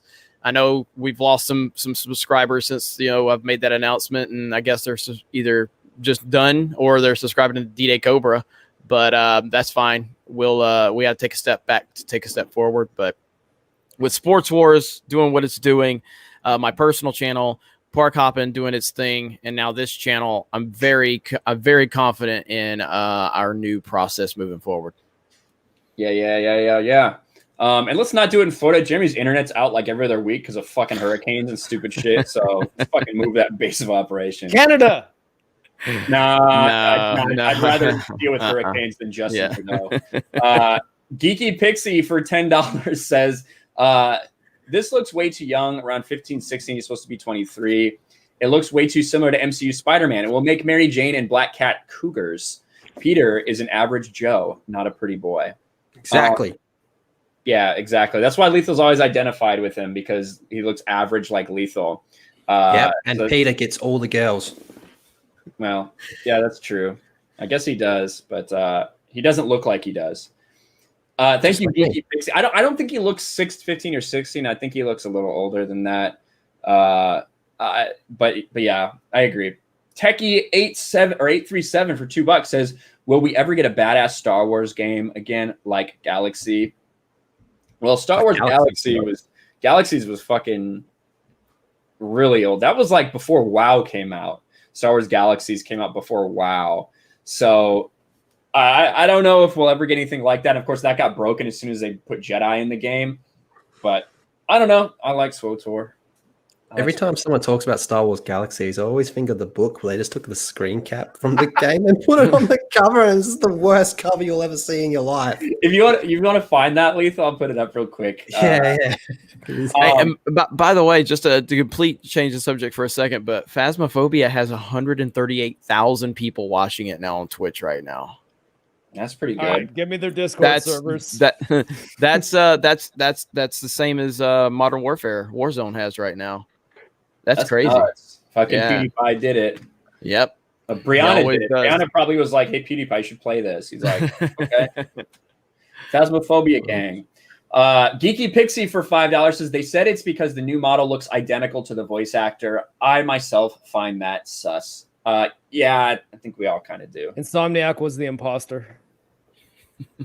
But all in all, I mean, I don't know if I'm going to be buying Miles Morales, at least not right off the bat. I just see no real reason to fucking get a PS5, and obviously it'll be available on PS4 too, but I don't know. To me, I hate that. Like, I'm the PC guy is the one with the biggest reason to get a PS5 because I'm a huge Dark Souls fan, so I really want to play Demon Souls, and it pisses me off, especially because they had the available on PC thing at the top of the bottom of the like initial trailer.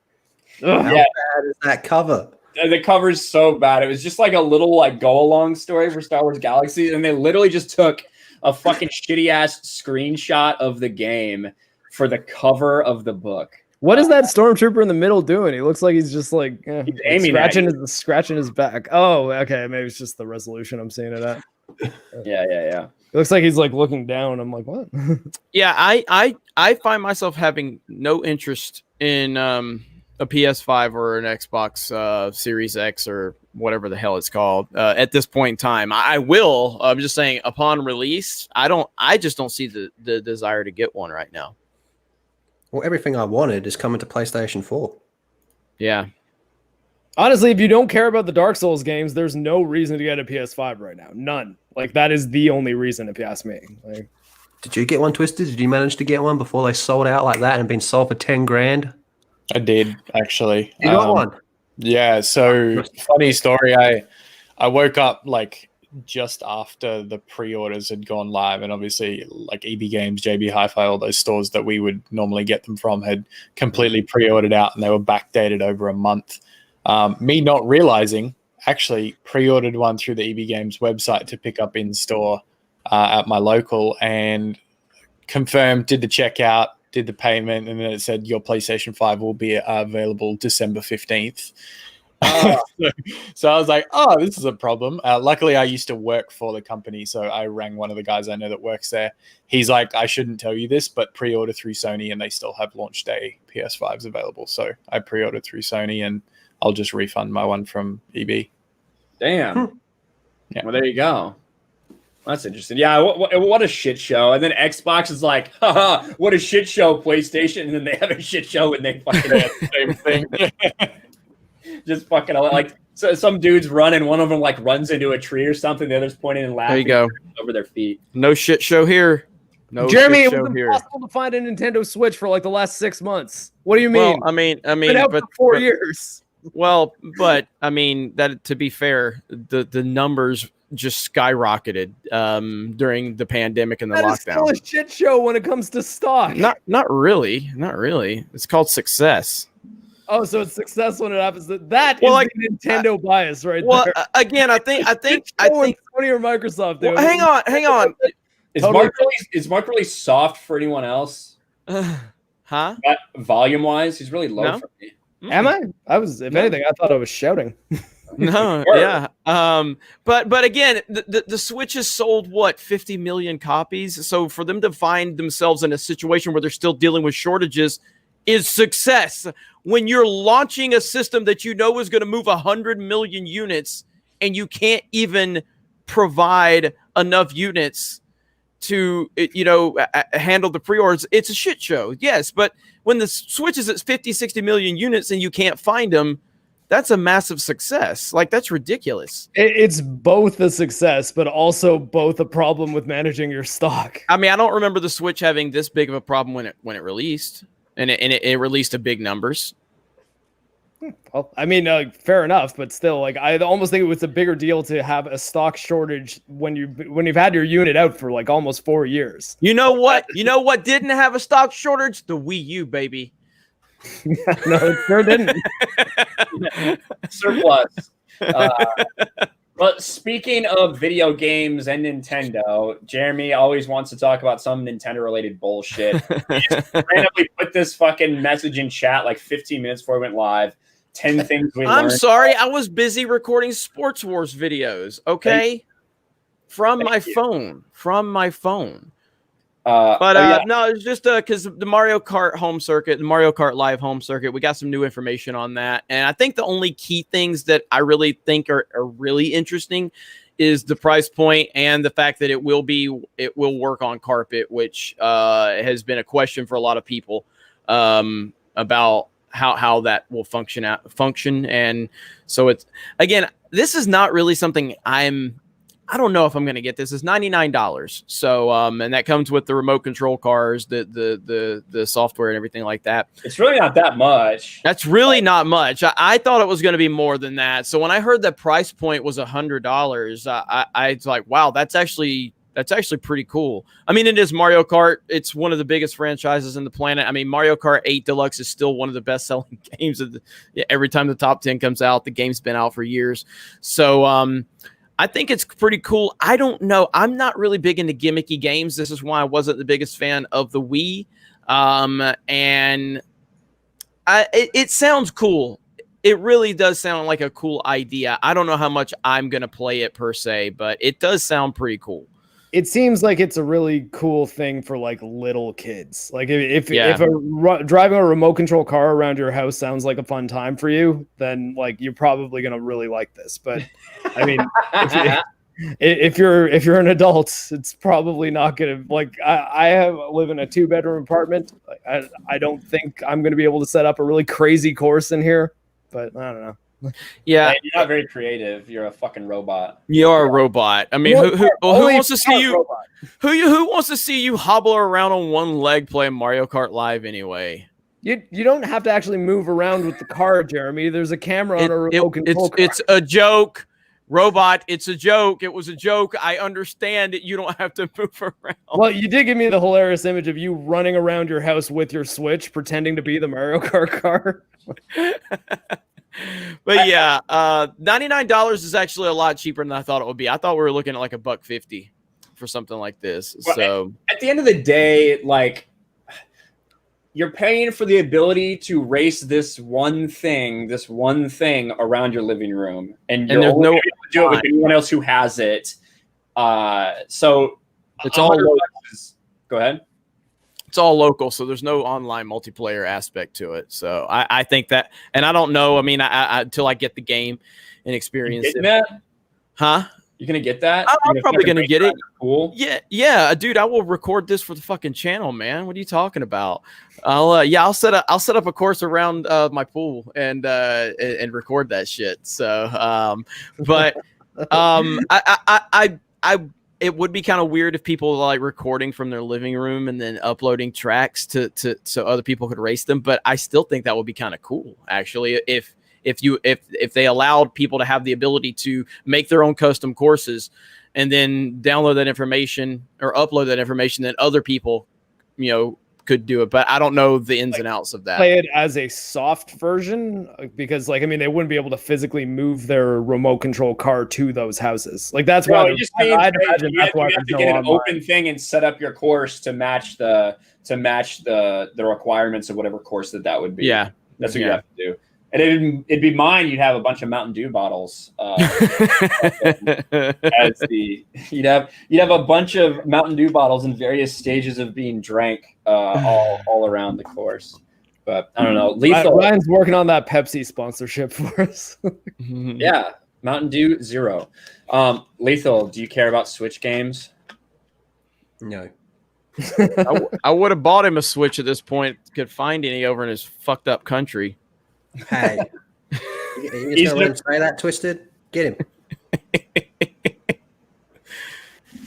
I don't care much for Switch either, so. What have I done? I'm allowing all these Aussies on my channel, and they don't even fucking like Nintendo. What kind of fucking echo chamber leader am I? Bruh, why do I need a Switch when I can play a Game Boy Advance emulator? Look at Mark. That's all I need, man. You're making Pokemon Fire Red. You're making Mark's leg hard. I was going to say Mark's third leg is growing.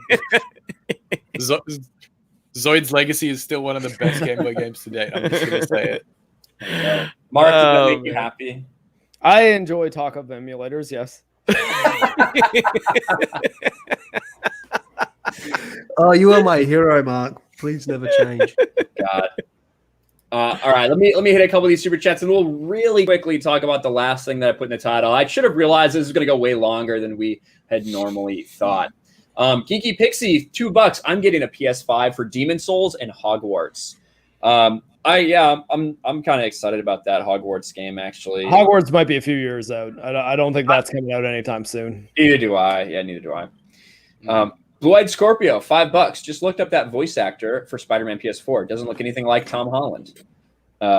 Well, I don't know why they think he's. It's not the voice. The voice actor is a different guy. It's the face model that they changed. I know John Bubniak's the old face model. I forget what the new guy's name is though. But Yuri Lowenthal is the motion capture and voice actor. Yep. Geeky Pixie for $2 says, but first is definitely a Switch first. Yep. So there you go. So she's trying to find a Switch as well. Poopins for $5 says, hey, Lethal, how you sleep on a crusty pillow? What a very rude way to describe your mother's tits. Oh. Zing. Oh, shit. That was almost too quick. Fuck out of here. I think he saw that one and he was just like, I got one. I got an answer for it. I saw it come in. Damn. All right. Now, the last thing really quick, we did a video for this on the main channel. There's something out there, guys. Speaking of video games, let's speak about video game fandoms. Hashtag AC Sisterhood. A very cute play on words. Evidently, there's female Assassin's Creed fans out there. And they all got together and decided that they need more representation. And the ironic thing to me is, and if you checked out my channel, you see the run-in I had with all these fucking weirdos. But the hashtag AC Sisterhood movement is supposedly a group of people who are big fans of the Assassin's Creed franchise that want lead female roles in these big games. Because it's not enough that you can now choose whether your character is a male or female, because they don't actually want equality. They want reparations. They want justice for the fact that we've had so many solo male leads in Assassin's Creed games in the past, that having a choice is not good enough. And they flat out said that. In addition to many other users using the hashtag kill all men, things like that. But evidently Ubisoft is listening, at least in some small way, as they're revealing the official AC Sisterhood. On Abby's back. On Abby's back, exactly.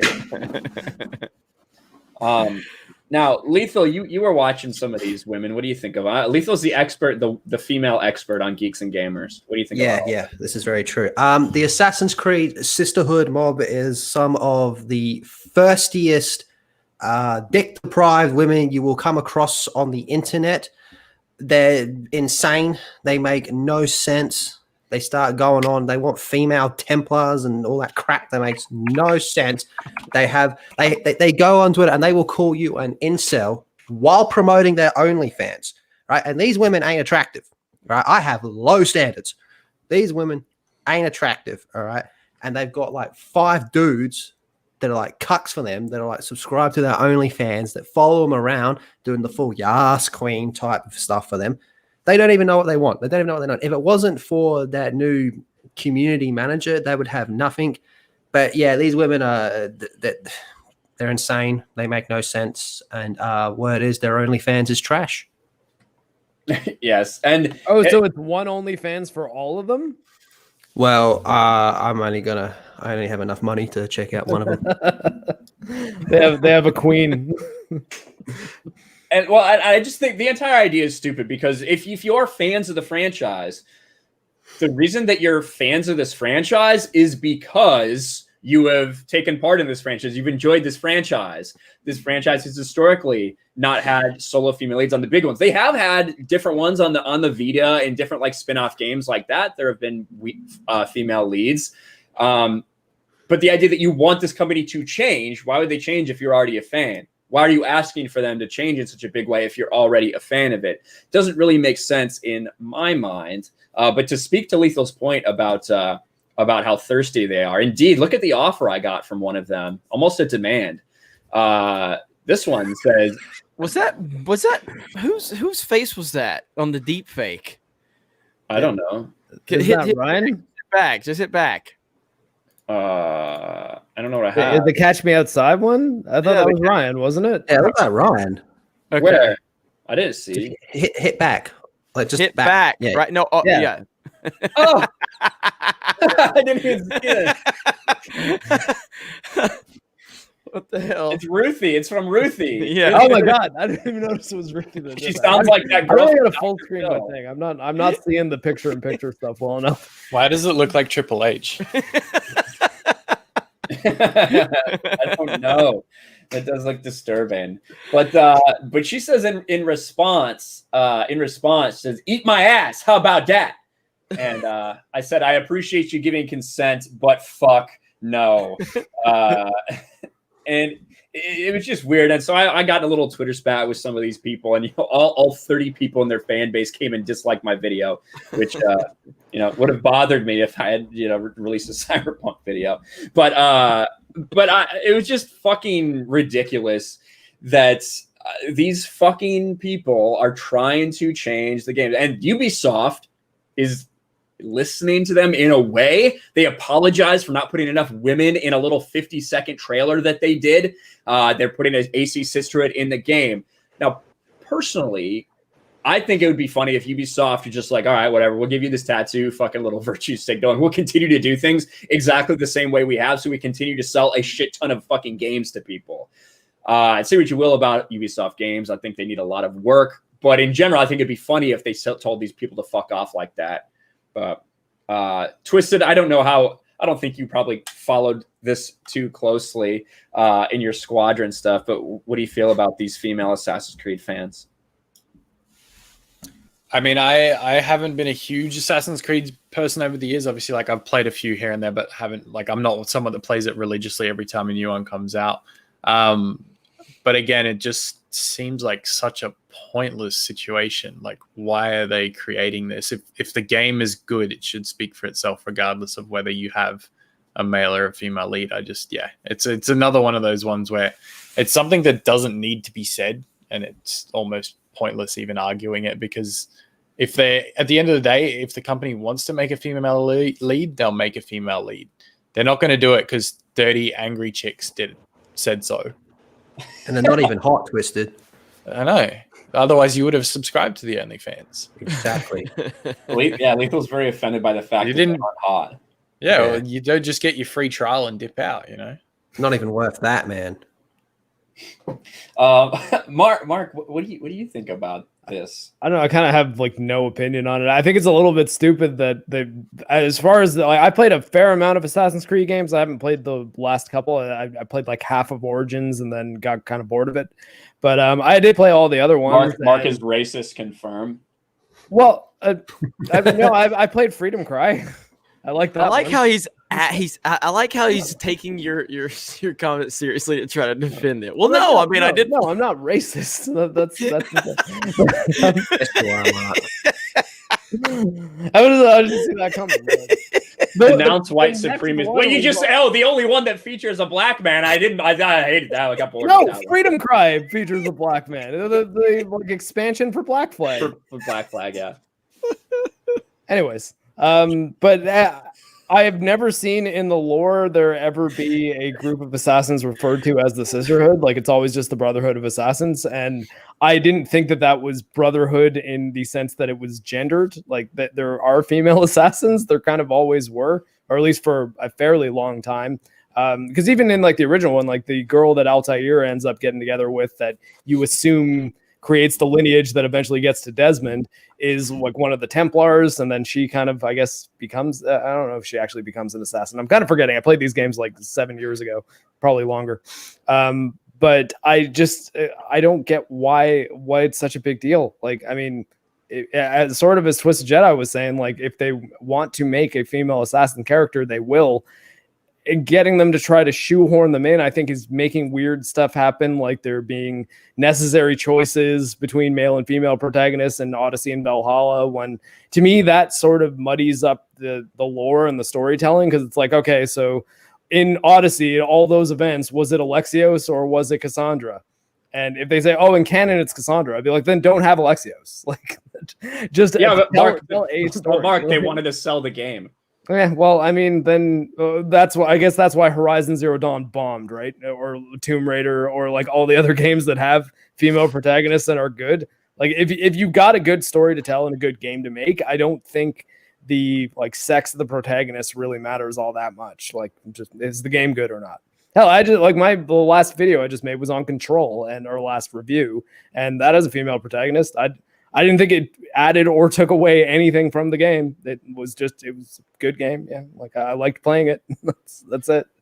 Well, and I saw a couple of people in the chat remind me too. Yeah. So they're like, we have people that work at Ubisoft on our side. And so I looked up one of the people that supports them. They're a community developer for Valhalla.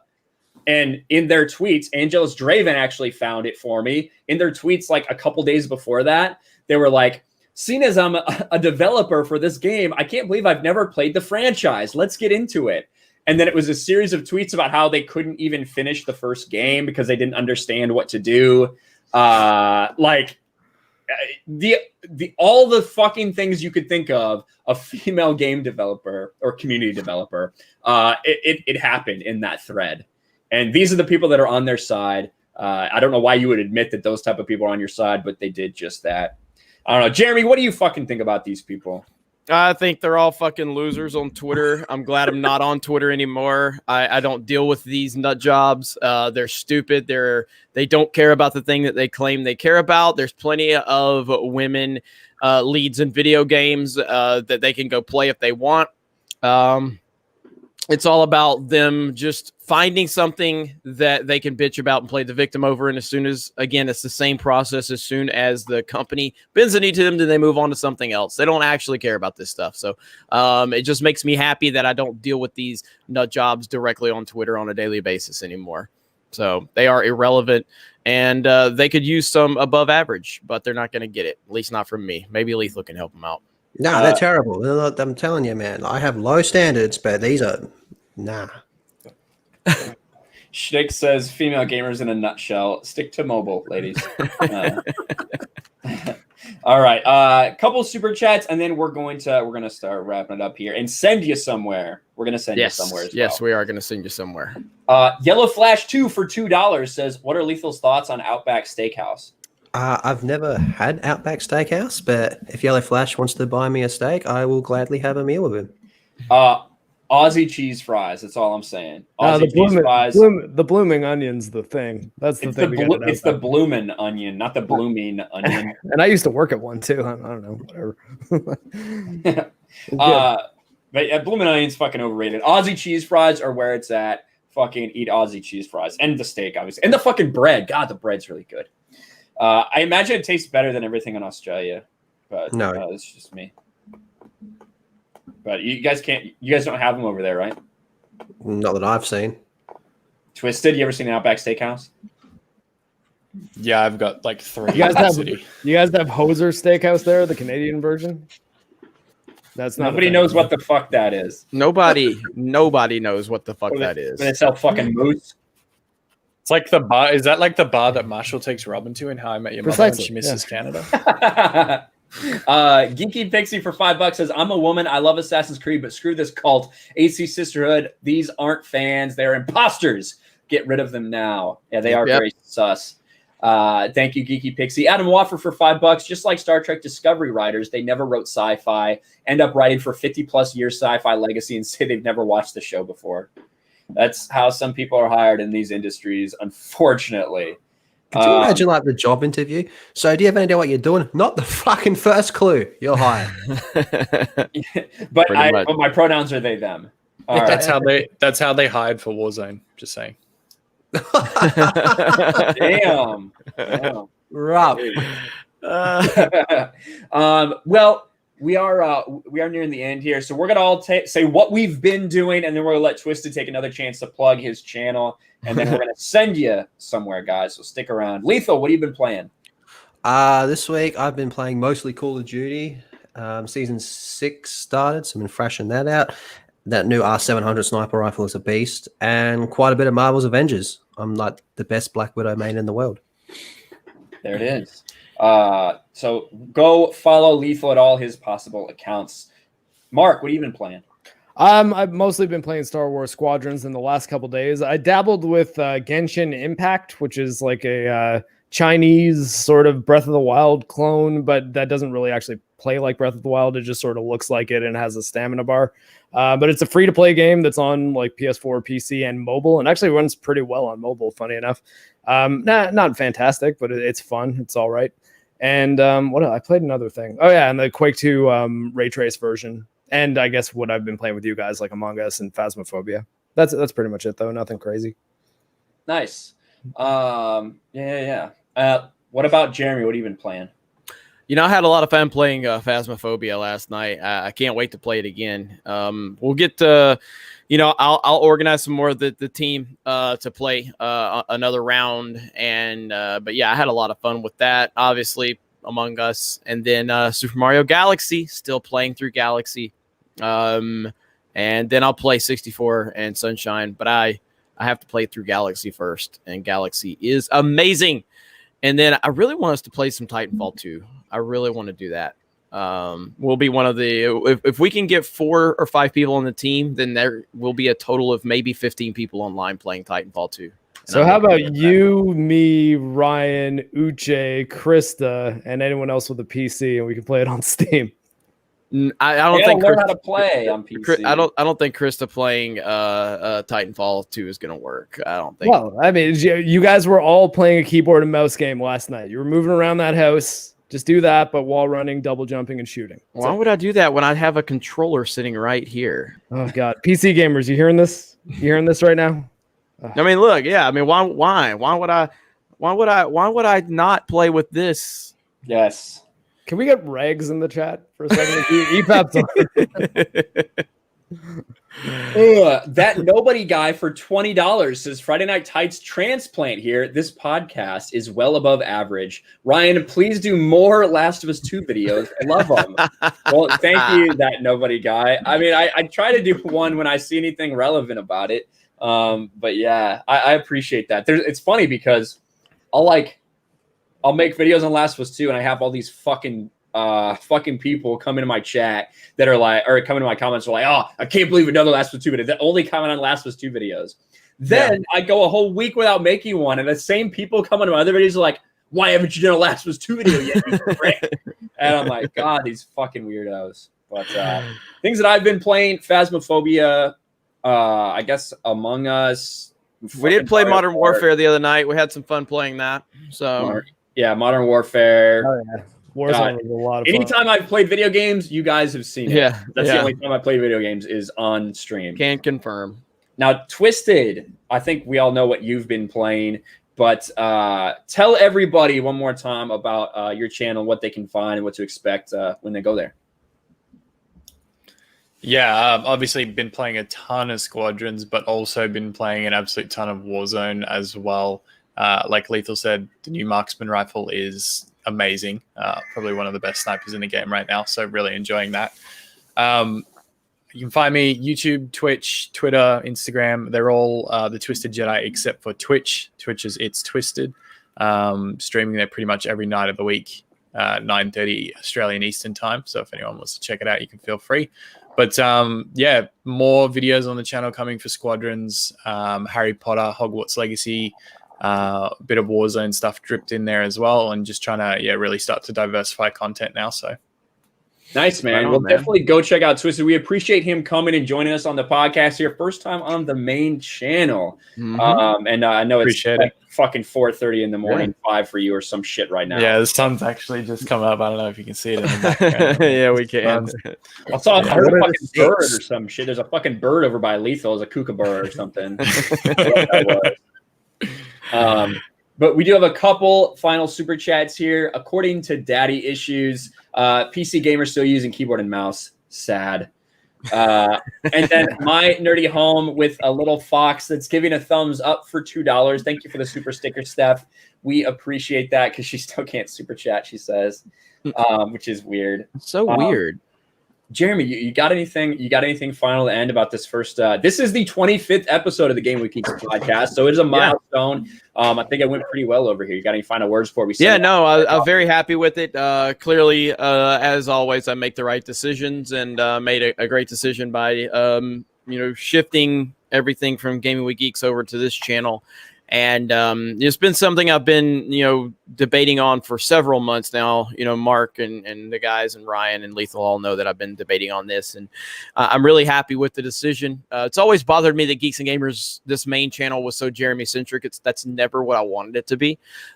So I feel like now we've gotten to a place where we can make these changes. And I look forward to more content from the guys here along with myself. We're still going to be producing a ton of content on this channel, along with Sports Wars and Park Hopping, and my personal channel. Everyone else here, Ryan's personal channel, Lethal, Mark. So we got a lot of good things in the works, and geeksandgamers.com, the website. So that's it. So thank you guys. I honestly didn't think we would pull 700-800 people today. We did. So I'm really happy about that, and look forward to seeing you guys next week.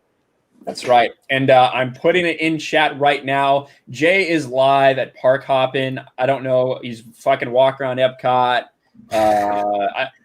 talking to girls and doing what he does. I'm not sure exactly what's going on there.